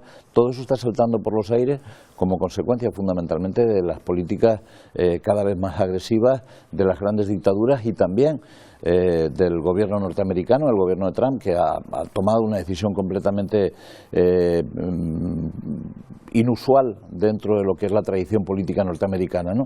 Y eso lleva a que Europa esté, vamos a decir que absolutamente aterrada, porque se enfrenta sola al que probablemente va a ser la mayor corriente migratoria de la historia una corriente que puede llegar a mover a 100, 150 millones de personas en los próximos años. Frente a eso se están dando palos de ciber y están haciendo muchas estupideces. No hay, creo yo, suficientes centros de retención, suficientes campamentos para poder acoger a 150 millones de personas. Lo que habría que hacer es plantearse una política más abierta, más sensata, más razonable, pero al mismo tiempo más inflexible con el respeto a las leyes, ¿no?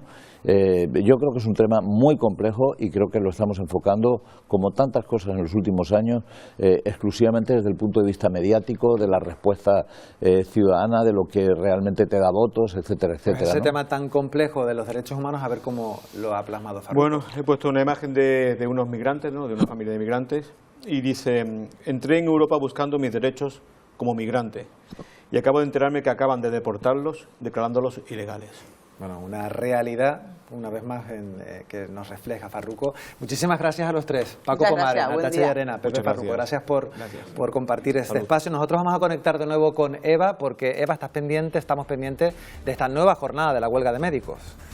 Sí, pendientes. La Confederación Estatal de Sindicatos Médicos cifra ya el seguimiento del día de ayer en un 85-90% de los médicos. Aquí en Canarias el sindicato médico habla de un seguimiento de un 60%, mientras que la Consejería de Sanidad sostiene que fue en torno al 19% de la plantilla.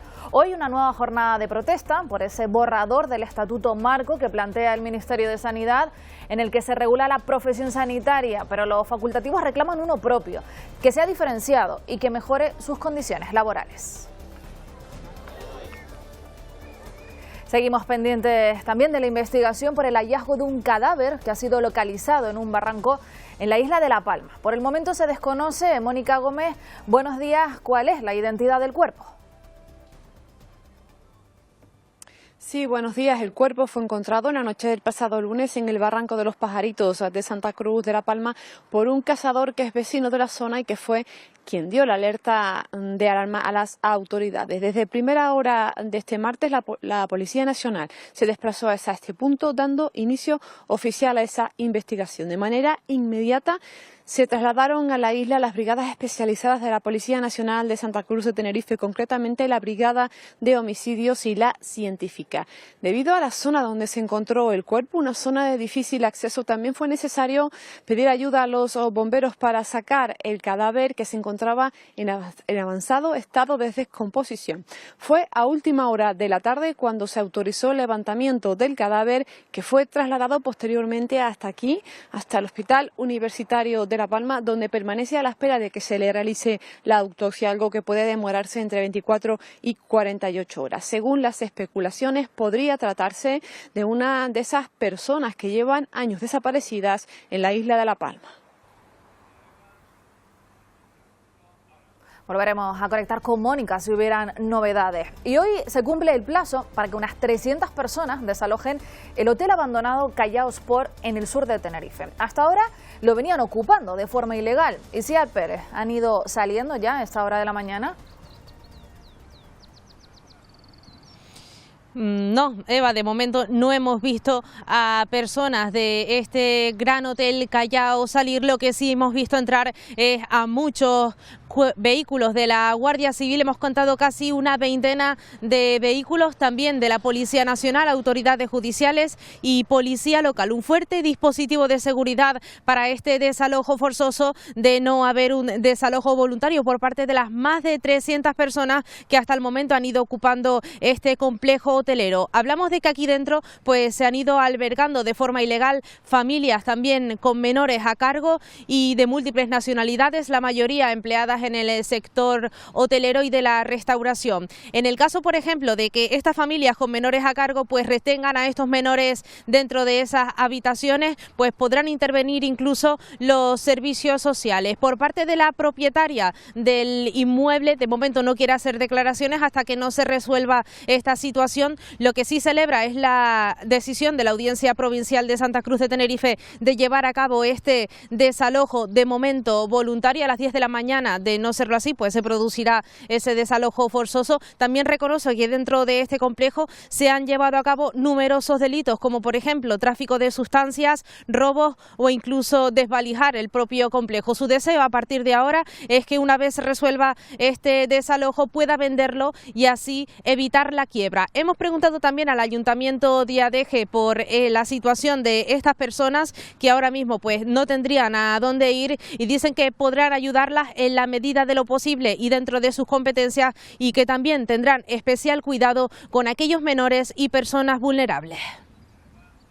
Gracias, Isiar. Pues volveremos a conectar contigo en unos minutos. Y después de que 4 personas fallecieran este domingo por un golpe de mar en una piscina natural de Santiago del Teide, también en Tenerife, hoy continúa la búsqueda de un desaparecido que se habría precipitado al mar, según el testimonio de varios vecinos, porque no hay ninguna denuncia formal de esta desaparición. Clara Morel, ¿alguna novedad en la búsqueda? Buenos días, Eva. La novedad hoy aquí en esta costa de Santiago del Teide es que si bien sí continúa esa búsqueda, se cancela el operativo en el mar y permanecerá solo activa la vigilancia en la costa. Como bien decías, no constan denuncias de desapariciones, pero sí es cierto que fueron varios los testigos que aseguraron haber visto cómo otra persona caía al mar durante ese golpe de mar sucedido en la tarde del domingo. Un golpe de mar en el que además fallecían unas 4 personas y hoy hemos sabido la nacionalidad. Eran los 4 extranjeros, 2 con origen de Rumanía y otros 2 de Eslovenia.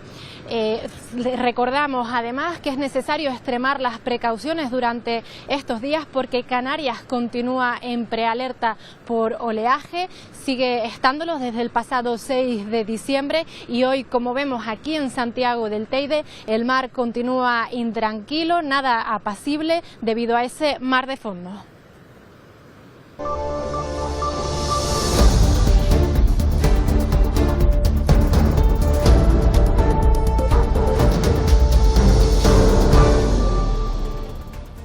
Buenos días, Canarias. Seguimos y ahora con el tiempo para los deportes.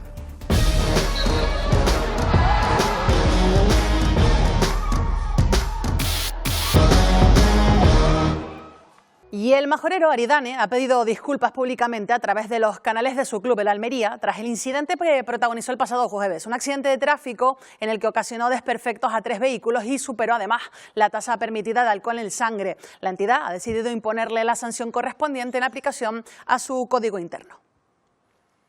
Sobre todo también por mi familia también, ¿no? Estate tranquilo, respira. Que ha sufrido también, pedir disculpas a las personas de los coches afectados, ¿no? Porque bueno, no es plato de buen gusto levantarse por la mañana para ir a sus respectivos trabajos y ver el coche así. Y en la Champions femenina, victoria del Real Madrid, ella de la Gran Canaria, Misa Rodríguez, 2-0 ante el Wolfsburgo. Ahí la están viendo, la portera del Real Madrid quiere cerrar 2025. Además, también, por otro lado, el Costa de Tenerife con una victoria porque van a recibir el domingo al Dux Logroño, que todavía no sabe lo que es ganar en la presente temporada. Un rival propicio para que las blanquiazules sumen el segundo triunfo del curso en el Heliodoro. Después llega ese parón de Navidad y intentar ganar ese partido, el último de este año, en casa obviamente, y llevarse pues esos 3 puntos para la afición y para todos nosotros. Y vamos con el Club Deportivo Tenerife, que ya saben, no pudo pasar del empate a 2 este pasado fin de semana en el Anxo Carro ante el Lugo, donde hubo un protagonista indiscutible. Hablamos del mediocentro brasileño Fabrício, que se ha vuelto un indispensable para Álvaro Cervera en el 11 titular, algo inesperado a principio de temporada.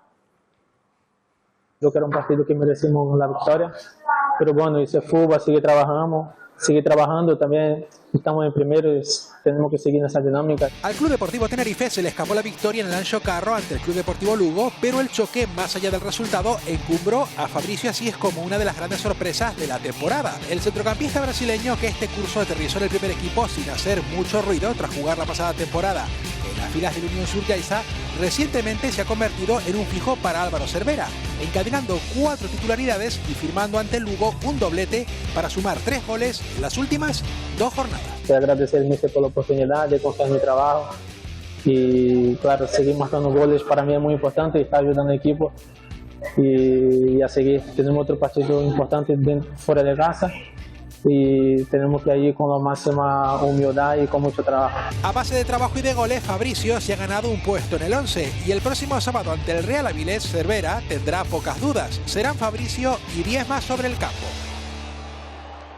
Y vamos con baloncesto porque aquí también hay Champions y esta semana toca en las islas. En la Laguna Tenerife recibirá esta tarde al Trapani Shark, al que ya se impuso hace más o menos unos 2 meses en Italia. Un partido ante el que se abre un bonito panorama. Ganando o perdiendo por menos de 6 puntos, los aurinegros se garantizarán hueco en el top 16, es decir, acceder directamente a la ronda de octavos al atar el liderato de grupo que ahora mismo poseen.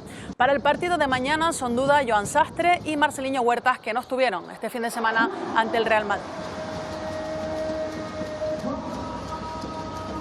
Son las cosas muy complicadas, además en este mes llevan bastante victorias seguidas y vienen de ganar un gran partido contra Treviso, y luego es un equipo que está formado por americanos anotadores y luego gente muy dura por dentro, entonces tenemos que estar preparados. Y el Dreamland Gran Canaria tiene margen hasta el sábado para buscar la manera de cortar su preocupante racha en ACB. 3 derrotas consecutivas, algo que les ha descolgado en la pelea todavía abierta por la Copa del Rey. Están viendo el calendario de competición que les queda este año a los claretianos: 5 partidos, solo uno de ellos en territorio Champions. El equipo de Jaka Lakovic no tendrá que viajar en varias semanas hasta la disputa del derbi del 28 de diciembre en La Laguna.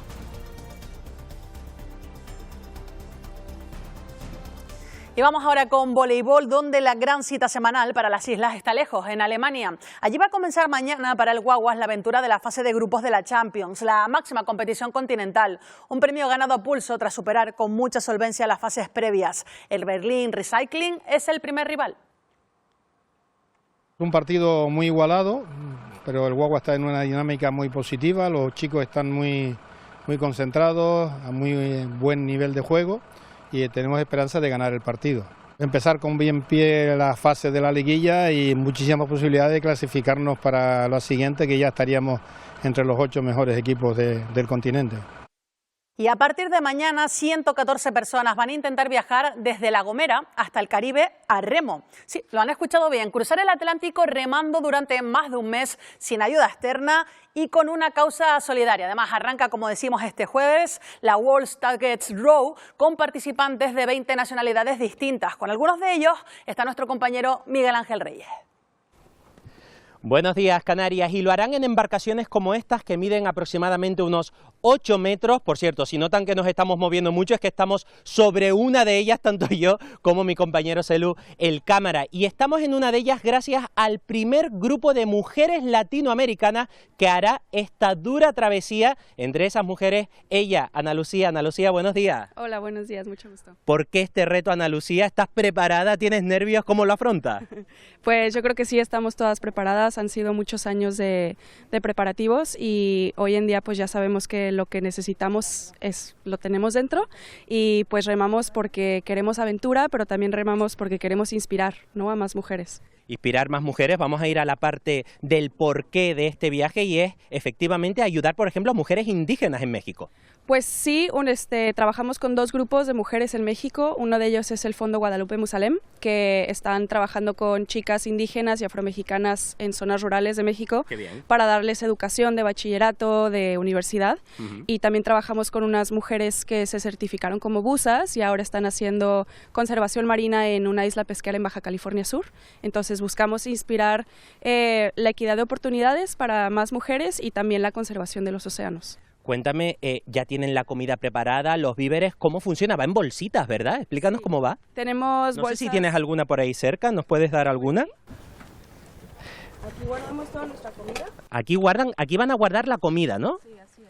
O sea, no van a tener asistencia, sino directamente todos estos días en el mar con esta comida. Sí, llevamos 55 días de comida, la mayoría es comida deshidratada y lo empacamos por día, donde aquí tenemos nuestras 3 comidas al día, barritas, electrolitos, proteína, y pues todo lo estamos empacando como de orden como descendente ascendente para poder agarrar rápido en la comida que te toca. Y pues sí, estamos intentando, pues nuestras comidas son en empaques compostables, las bolsas son compostables para intentar de reducir los plásticos. Y Ana Lucía, ¿qué va a ser lo más complicado según tú de este viaje? Son días y días, más de 30 días seguramente en el Atlántico, ¿no? Pues la mente, yo creo que es lo más difícil. Nunca hemos estado en una situación así de privación de sueño porque descansas 2 horas y remas 2 horas sin parar. Entonces eso al final del día hace que no funciones como funcionas en tierra. Entonces yo creo que esa va a ser la parte más difícil, el reto mental. Y Ana Lucía, cuando llegues a la isla de Antigua, en el Caribe, ¿qué vas a hacer? ¿Ya tienes pensado cómo lo vas a celebrar? Me voy a comer una sandía muy fría y voy a dormir mucho. Muchísimas gracias a este equipo de mujeres mexicanas que por primera vez van a cruzar el Atlántico a remo y lo harán dentro de esta carrera, la Row, una de las carreras más importantes, de las pruebas deportivas más relevantes que salen desde aquí, desde la isla colombina, desde La Gomera. Bueno, pues espectacular esta aventura, ya nos lo han contado nuestros compañeros. Isaac, más de un mes en mitad del Atlántico y solo remando, ¿eh? Un mes remando desde La Gomera hasta el Caribe. Increíble. Bueno, yo no increíble. aguantaría. Vamos a estar pendientes de ellos a ver si... Ni una hora aguantaría yo, imagínate. Bueno, yo menos. Ni 10 segundos. Pati Febre, gracias. Gracias a ti, días. hasta mañana. Bueno, hemos estado hablando de este tema. Hoy es la segunda jornada de la huelga de médicos a nivel nacional. También aquí en el archipiélago están protestando por el estatuto marco del personal sanitario que propone el Ministerio de Sanidad. Estefanía de Blasio, ¿tenemos ya datos del seguimiento aquí en las islas? Buenos días, Isaac. Buenos días, Canarias. Por el momento no tenemos los datos del seguimiento de día de hoy, pero sí que podemos decir que las incidencias se están haciendo notar desde primera hora. Nosotros nos encontramos en el Centro Ambulatorio de Especialidades Prudencio Guzmán, en la capital Gran Canaria, uno de los 3 que hay en la isla, y aquí desde primera hora los pacientes se están encontrando con muchas cancelaciones y también están sufriendo retrasos en poder ser atendidos. Unas cancelaciones que se encuentran justo al llegar, ya que muchos han llamado desde el día anterior, pero no les podían decir si se iba a cancelar la cita o no. Esas cancelaciones están siendo reprogramadas, esas citas médicas para las próximas semanas. Hemos podido hablar incluso con usuarios que nos decían que les habían dado para el 15 de enero. Hay otros afortunados que sí van a poder ser atendidos, pero es verdad que muchos de los usuarios se encuentran con la sorpresa aquí en la entrada, en el centro, porque no les habían avisado. Usted, buenos días, es una de las afortunadas que por el momento le han dicho que la van a atender. Sí, sí, a mí sí. Pero está viendo que ya está habiendo cola ahí en la entrada, ¿verdad?, por culpa de esas cancelaciones. Sí, también. Bueno, hay retrasos también en las horas para poder ser atendidos porque vienen con un acumulado de días anteriores. También, pero no, a mí me dijeron que sí, que a mí me atendía. Bueno, pues esperemos que pueda... Vamos a ver, aquí, vamos cuando esté dentro, vamos a otra cosa, pero bueno. Pues muchas gracias. En Gran Canaria ayer este primer día de huelga fue seguido por un 25% de los médicos, según la Consejería de Sanidad del Gobierno de Canarias, y un 15% en la isla de Tenerife. Hoy segundo día de paro y recordamos que durará hasta el viernes 12 de diciembre, que los médicos van a estar protestando por ese estatuto marco del Gobierno, que llevan casi 3 años negociando. Bueno, pues vamos a hablar de este asunto con Levi Cabrera, que es el secretario general del Sindicato Médico. ¿Qué tal? Buenos días. Hola, buenos días. Cifras que oscilan en esa primera jornada, si la dan los sindicatos, si la da la administración. Suele pasar en todas las huelgas. Nosotros es que consideramos a los que realmente están trabajando y no les han nombrado servicios mínimos. Entonces calculamos sobre, porque mira, ellos dicen que de unos 7.046 que ellos creen que en total pueden estar convocados, unos 3.000 están de servicios mínimos. Solamente podrían hacer huelga 3.783 según datos de la administración. Nosotros hemos calculado que a nivel nacional somos 170.000 médicos del Sistema Nacional de Salud. Tenemos convocados también a 40.000 residentes, que son aquellos que están haciendo la especialidad, no solo médicos, sino del grupo A1, que son los psicólogos, los físicos, los biólogos y los químicos, que hacen especialidades también dentro del mundo sanitario, como son análisis clínicos, radiofísica hospitalaria, Los farmacéuticos, la mayoría están en servicios de microbiología y parasitología. Bueno, y además añadimos 44.000 estudiantes de medicina en toda España. En Canarias, ¿cuántos seríamos? Sobre unos 6.000 médicos en total, que estamos contratados en el Servicio Canario de Salud. También nos apoyan unos 1.680 estudiantes de medicina y unos 1.500, quitando los que no son del grupo A1, residentes que ahora mismo hay en Canarias. Ya para concretar, porque puede ser muchas personas que nos están escuchando y que escuchan muchas cifras, pero en titulares, ¿qué exactamente están reivindicando los médicos en esta tercera huelga que ya llevan en lo que van de año? ¿Por qué no han llegado a un acuerdo y qué es lo que están reivindicando? En definitiva es mantener la sanidad pública en el Sistema Nacional de Salud y sobre todo en el Servicio Canario de la Salud. ¿Cómo? Tratando bien, gestionando los recursos humanos, en este caso pues hablando de los especialistas que trabajan en el Servicio Canario de Salud, y principalmente lo que nos diferencia de las propuestas de la ministra de Sanidad, porque va a afectar a las comunidades autónomas, porque son los servicios de salud los que tienen que aplicarlo. De hecho hay un tiro la pelota para allí y para aquí, porque la ministra dice, no, es que si decido cosas, luego las comunidades son las que tienen que ejecutarlo. De hecho ya han salido varios consejeros de algunas comunidades apoyándonos, diciendo que lo que se está gestionando en el Ministerio va a ser imposible de aplicar en su comunidad autónoma. Principales reivindicaciones: la categorización profesional. Desde que dejamos de ser licenciados, en nuestro caso licenciados en Medicina y Cirugía y diplomados, que es lo que había en el 2003, en la ley que está en vigor todavía, en el año 25 de 2003, pues en la primera década viene el Plan Bolonia, los grados, y ahora la ministra dice que todos los grados somos iguales. No, señora ministra, es que el marco, claro, mira, tú mismo lo has dicho, es que según Europa, el marco europeo de cualificación de los estudios superiores, y nada más estamos hablando de los estudios en la universidad, los grados no son iguales. Los que estudian 300 o más grados son lo que se llama MESES 3, que es Marco Europeo de Cualificación de los Estudios Superiores. Los que estudian de 240 a 299, MESES 2, y los que estudian menos de 240, MESES 1. Los médicos estudian 300... Más de 300, nosotros 360, ¿no? Sí. Nosotros tenemos 6 años de estudio, pero en ese grupo también estarían incluidos los farmacéuticos, los odontólogos y los veterinarios que trabajan en la sanidad pública española, porque estudian 300 o más créditos. No es igual. En ese grupo debemos estar todas estas 4 profesiones, y eso tiene que tener una categoría dentro, por eso hemos inventado el A1+. Ahora somos A1, los que antes éramos licenciados, y en el A2 han puesto, porque son grados, los que antes eran diplomados. Esa es una de las reivindicaciones. Una de las reivindicaciones. Segunda, la jornada laboral. Lo que es la jornada ordinaria y lo que es fuera de lo ordinario tiene que ser extraordinario, como en otros ámbitos, con todos los ámbitos de España, todo lo que no es jornada ordinaria es extraordinaria. Ellos nos han engañado desde el siglo pasado y lo han llamado jornada complementaria, que no computa como servicio trabajado ni para la jubilación. O sea, yo, por ejemplo, que no se cotizan a la seguridad social. Se cotiza, pero no computa como tiempo trabajado. No computan como que han trabajado esas horas, por ejemplo, no sirve para la jubilación, ¿no? Yo, neumólogo del Hospital Universitario, hoy trabajo de 8 a 15 y tengo guardia. Pues de las 15 a las 8 de la mañana del día siguiente trabajo. Entonces tengo otra vez guardia el jueves y vuelvo a hacer lo mismo, trabajo de 8 a 15. ¿Y esas horas? Yo tengo 35 horas a la semana, pero he hecho 34 horas de guardia. Es decir, esa semana he trabajado casi 70 horas.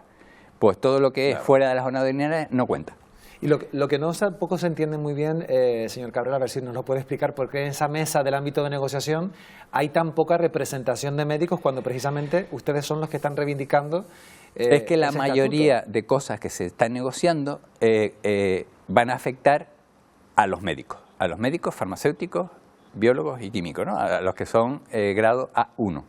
Entonces, resulta que en esa mesa que se llama ámbito de negociación están comisiones obreras, UGT, CESIF, CESAUDE, que es un sindicato gallego, y nosotros conseguimos entrar porque hicimos un pacto, porque claro, los médicos somos menos cantidad que los enfermeros, que los auxiliares, que los celadores, que los auxiliares administrativos, en cantidad somos mucho menos, en general. Entonces, en esa mesa estamos como FESES, que es Federación de Sindicatos de Sanidad y Educación, porque hicimos un pacto con AMPE, que es un sindicato de educación, y con el SATSE para poder estar en esa mesa, pero la representación es ínfima, por eso hemos tenido que convocar la huelga para negociar como comité de huelga. Bueno, pues seguiremos muy pendientes de estas jornadas. Levi Cabrera, secretario general del Sindicato Médico, gracias por venir a Buenos Días, Canarias. Recordar que el jueves hacemos una concentración de 11 a 12 delante de la subdelegación del Gobierno en Santa Cruz de Tenerife y delante de la delegación del Gobierno en Gran Canaria y delante de la puerta de todos los hospitales y centros de salud de Canarias. Muy bien, haremos un seguimiento nosotros aquí en Televisión Canaria a los servicios informativos. Gracias, muy buenos días. Buenos días. Esta huelga además se produce en pleno repunte de los casos de gripe en el archipiélago, una tendencia habitual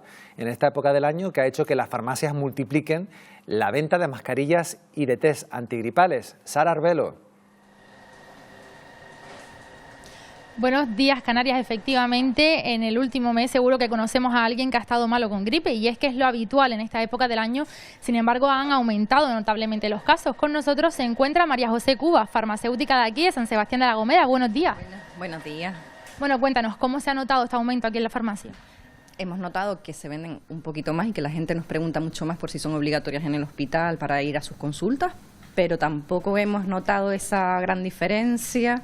Es un sitio un poquito más pequeño y puede que no... Sí que hemos notado un aumento de los casos de gripe, resfriado, eso sí. Entonces, entiendo que con las mascarillas sí que es verdad que cuesta un poquito más, pero con los antigripales sí que va un poquito más allá, ¿no? Sí, sí que se nota. También es verdad que nuestros pacientes o nuestros clientes pues nos piden muchas vitaminas, cositas para reforzar su inmunidad. Bueno, ¿y cuáles serían las precauciones a tomar de alguna manera para prevenir los casos de gripe?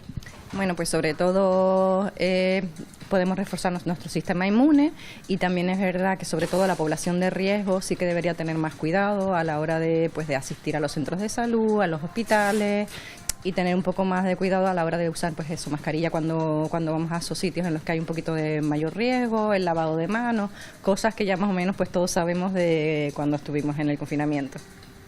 Bueno, perfecto. Bueno, pues como ya sabemos, la gripe está circulando con mucha fuerza hoy en día pues por todos lados, así que durante estas fechas navideñas que solemos ya juntarnos más con la familia, con familiares, amigos, hay que tener un poquito más de cuidado, ser un poquito más precavidos y cuidar a los que tenemos alrededor. Nos vamos a ir a publicidad, a la vuelta les contamos cómo están afectando las obras del carril bici a un negocio de la capital tinerfeña. Dicen que se han quedado aislados y denuncian pérdidas económicas. Toda la información en unos minutos.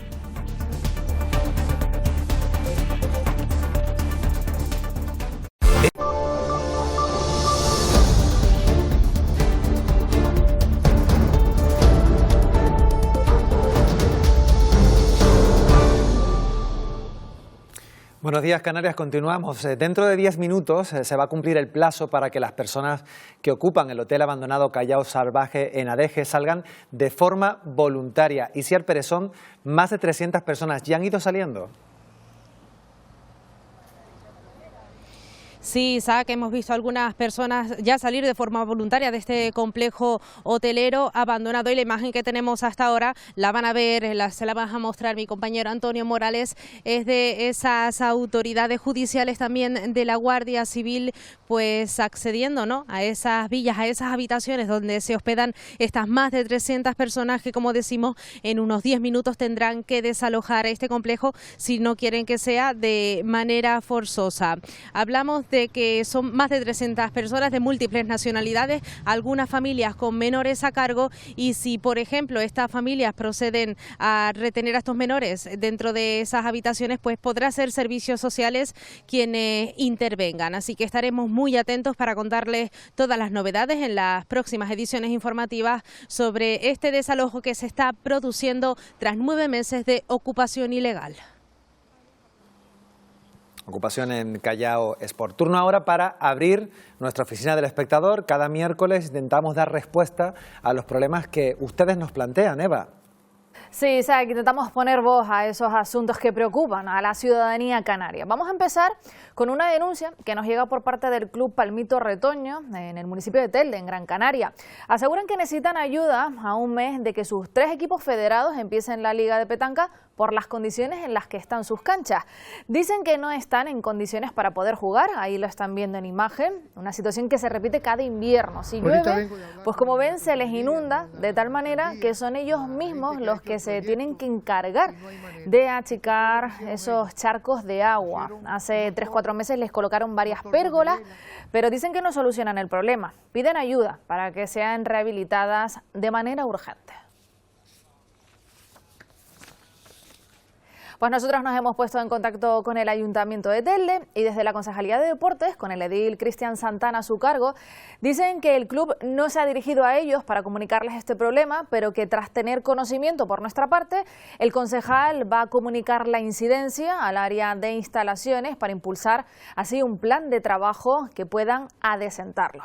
Y ahora nos vamos con una denuncia en Santa Cruz de Tenerife. El propietario de un restaurante de comida china ubicado en la avenida Francisco Larroche denuncia el perjuicio, dice que le está ocasionando el carril bici. Las obras del carril bici comenzaron hace 3 semanas y han modificado su acceso. Lo van a ver. Dicen que se ha quedado completamente aislado, con una entrada provisional que se ubica a unos 200 metros de distancia de su local. Como ven, sí que tiene baja visibilidad y esto le está afectando a la clientela. Tal es así que asegura que la facturación le ha disminuido a la mitad y que si la situación continúa, se va a ver obligado a despedir a 2 empleados. Dice que la obra está prevista que finalice en julio de 2026.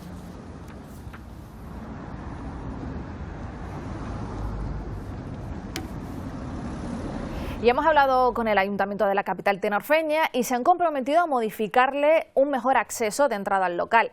De hecho, conscientes de la problemática que está sufriendo, el concejal de Obras e Infraestructuras, Javier Rivero, se personó en el restaurante y habló con el propietario.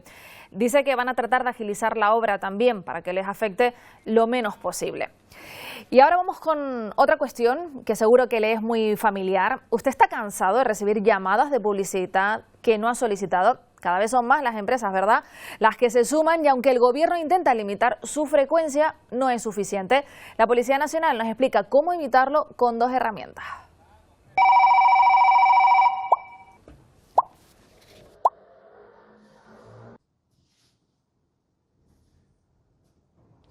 ¿Te suena esto? Te explicamos cómo dejar de recibir llamadas de publicidad que no has pedido. Puedes evitar estas molestias fácilmente. Existen 2 herramientas que te ayudan a proteger tu privacidad. La lista Stop Publicidad y la lista Robinson son servicios gratuitos donde puedes inscribirte para no recibir más publicidad. Si te inscribes en la lista Robinson, dejarán de llamarte por teléfono y con la lista Stop Publicidad tampoco lo harán por email, correo postal u otros medios. Solo tienes que entrar en lista Robinson o listastoppublicidad.com y registrarte. Bueno, ya lo han oído, la lista Robinson y el servicio Stop Publicidad puede permitir a cualquier ciudadano indicar qué tipo de mensajes promocionales no desea recibir. Se pueden bloquear esas llamadas telefónicas, también los correos electrónicos, los mensajes, el correo postal, incluso eligiendo de forma personalizada qué vías quiere hacer y qué vías quiere desactivar. Aunque les aseguramos que esos servicios son gratuitos, sus efectos no se producen hasta dentro de 2 o 3 meses.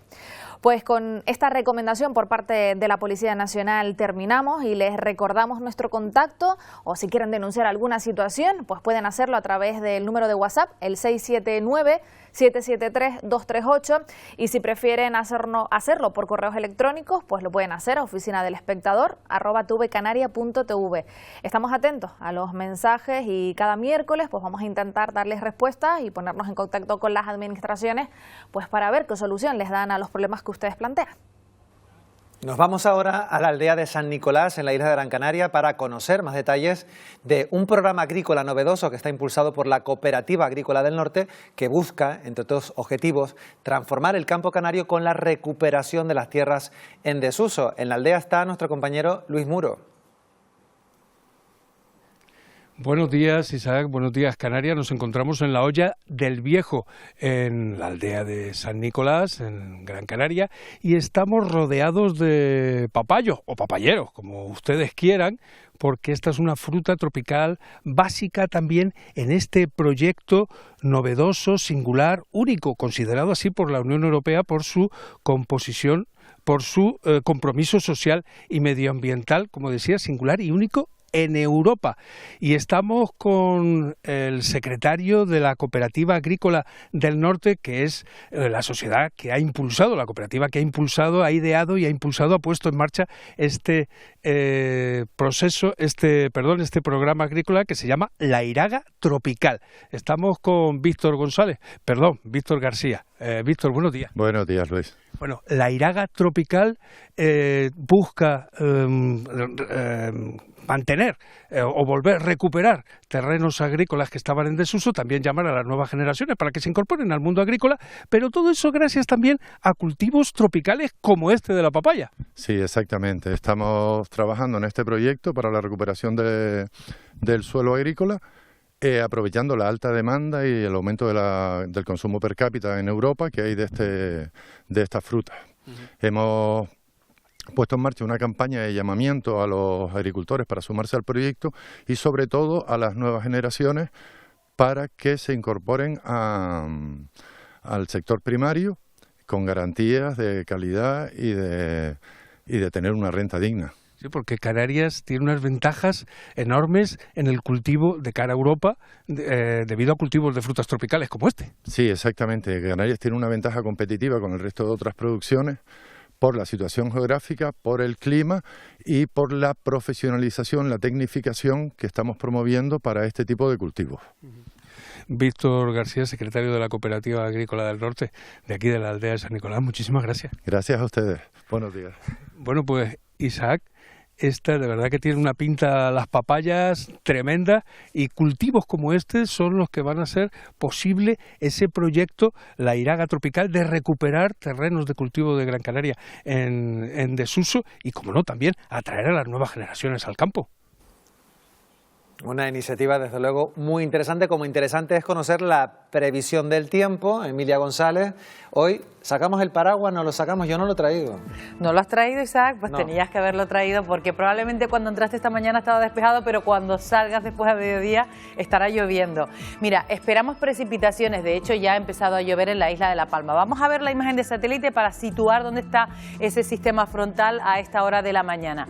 Esta parte más negrita que ven no es la que llega detrás, que prácticamente pasa casi inapreciable, es una nubosidad de tipo bajo, la vemos aquí, no como esta que es de tipo alto y que ya está entrando por la isla de La Palma, que ya esta mañana dejaba pues 35 litros por metro cuadrado en Garafía, en Barlovento, en toda la zona norte y nordeste de la isla de La Palma ya ha dejado precipitaciones. De momento está ahí, pero sobre las 12 del mediodía ya estará llegando al nordeste de la isla de Tenerife, también entrará esta tarde en el interior de la isla de Gran Canaria. Puede que deje algunas precipitaciones a lo largo de las horas centrales del día en la isla de Lanzarote. De todas formas, es un frente un poco descafeinado que va a dejar lo que deje hoy y luego ya se va a retirar. Mañana será una jornada totalmente tranquila. Vamos a ver la previsión para la jornada de hoy, por si no han salido de casa, que sepan que los que salieron esta mañana y no cogieron el paraguas como Isaac, pues lo tendrán que coger, sobre todo a mediodía, pues en el norte de las islas occidentales, también en el norte de la isla de Gran Canaria, a partir del mediodía, alguna gotita podría caer en Fuerteventura, no será lo más significativo, y también a la salida en la isla de Lanzarote. En el sur, intervalos nubosos. Viento flojo de momento del nordeste y situación marítima de nuevo complicada. Hoy las olas volverán a superar los 3 metros de altura en las costas del norte con ese mar de fondo y los 2 metros de altura en las costas del sur, con temperaturas que hoy van a sufrir un ligero descenso, sobre todo en las zonas de medianía. Esto en cuanto a la jornada de hoy miércoles. Mañana jueves tendremos una jornada de impasse, una jornada de transición, pero de cara al fin de semana se complica la situación. ¿De qué manera? Fíjense en esta mancha verde que se va a descolgar, se va a conformar en forma de círculo de borrasca y se va a situar al oeste de Lanzarote.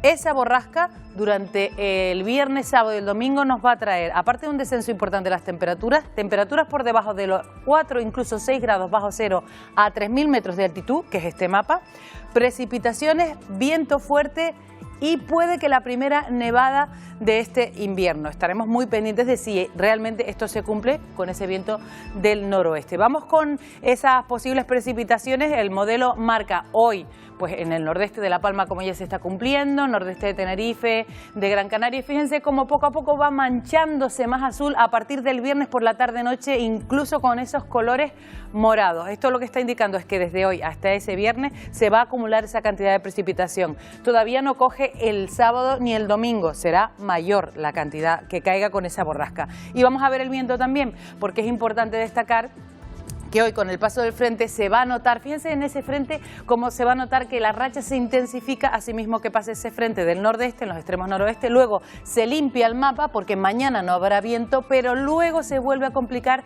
de cara al viernes por la tarde y durante el fin de semana. Vean esa mancha naranja y más roja incluso que indica velocidades por encima de los 90 kilómetros por hora.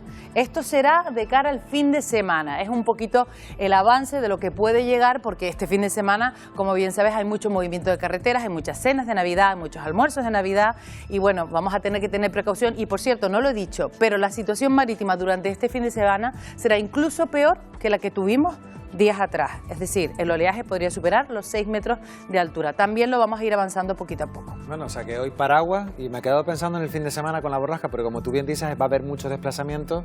Mucha precaución, desde luego. Hoy paraguas, mañana un impas, una jornada de transición y el fin de semana a estar pendientes de todo lo que va a pasar porque esa borrasca se sitúa al oeste de Lanzarote y desde ahí, bueno, hasta nieve, ya te digo, vamos a ver si se cumple finalmente. Gracias, Emilia, hasta mañana. Buen día.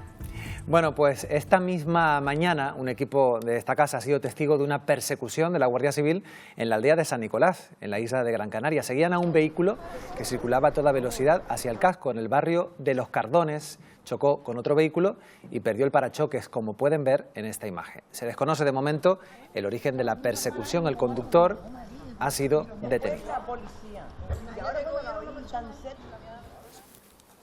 Sentí un sonido de la Guardia Civil, digo, pues bueno, a lo mejor fue un accidente, pues no.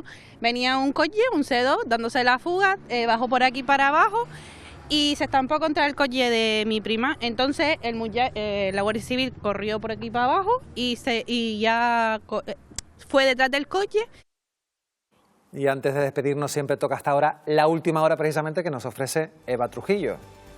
Sí, Isa, pues empezamos con ese nuevo caso de acoso sexual dentro del Partido Socialista. En las últimas horas ha trascendido que el presidente de la Diputación de Lugo, José Tomé, ha sido denunciado por acoso sexual por varias compañeras de partido. Eso previo a la sesión de control tensa vivida hoy en el Congreso, donde el líder del PP, Alberto Núñez Feijóo, ha preguntado precisamente a Pedro Sánchez por los casos de acoso sexual de los exdirigentes socialistas Paco Salazar y Antonio Navarro. Y hoy se entregan los premios Nobel en Noruega. Finalmente, la ganadora, María Corina Machado, no va a poder asistir. Así lo ha contado en las últimas horas el Instituto Nobel. Machado aseguran que no ha podido llegar a Noruega y que va a ser su hija, Ana Corina Sosa, quien reciba el reconocimiento. Y al menos 19 personas han muerto tras derrumbarse 2 inmuebles contiguos en la ciudad marroquí de Fez, según han confirmado las autoridades. Además, informan de otras 16 personas heridas en estado crítico. Las fuerzas de seguridad y los equipos de rescate trabajan en el lugar.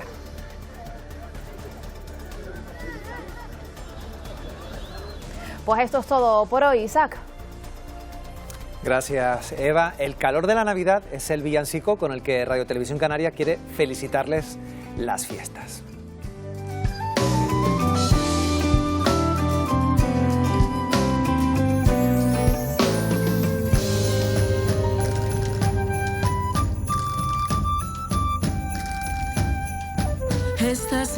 Una canción cargada de emoción con los faros de Canarias y el calor de las 8 islas, en donde, como ven, han participado muchos compañeros y compañeras de Televisión Canaria y también de la Radio Canaria. En la luz de mi hogar vive el alma de un pueblo emigrante que soñando fantasías de viajantes. Pues hasta aquí nuestro programa. Hoy nos vamos a despedir desde el sur de Tenerife con esta imagen que nos llega en directo desde el Hotel Callao Sport.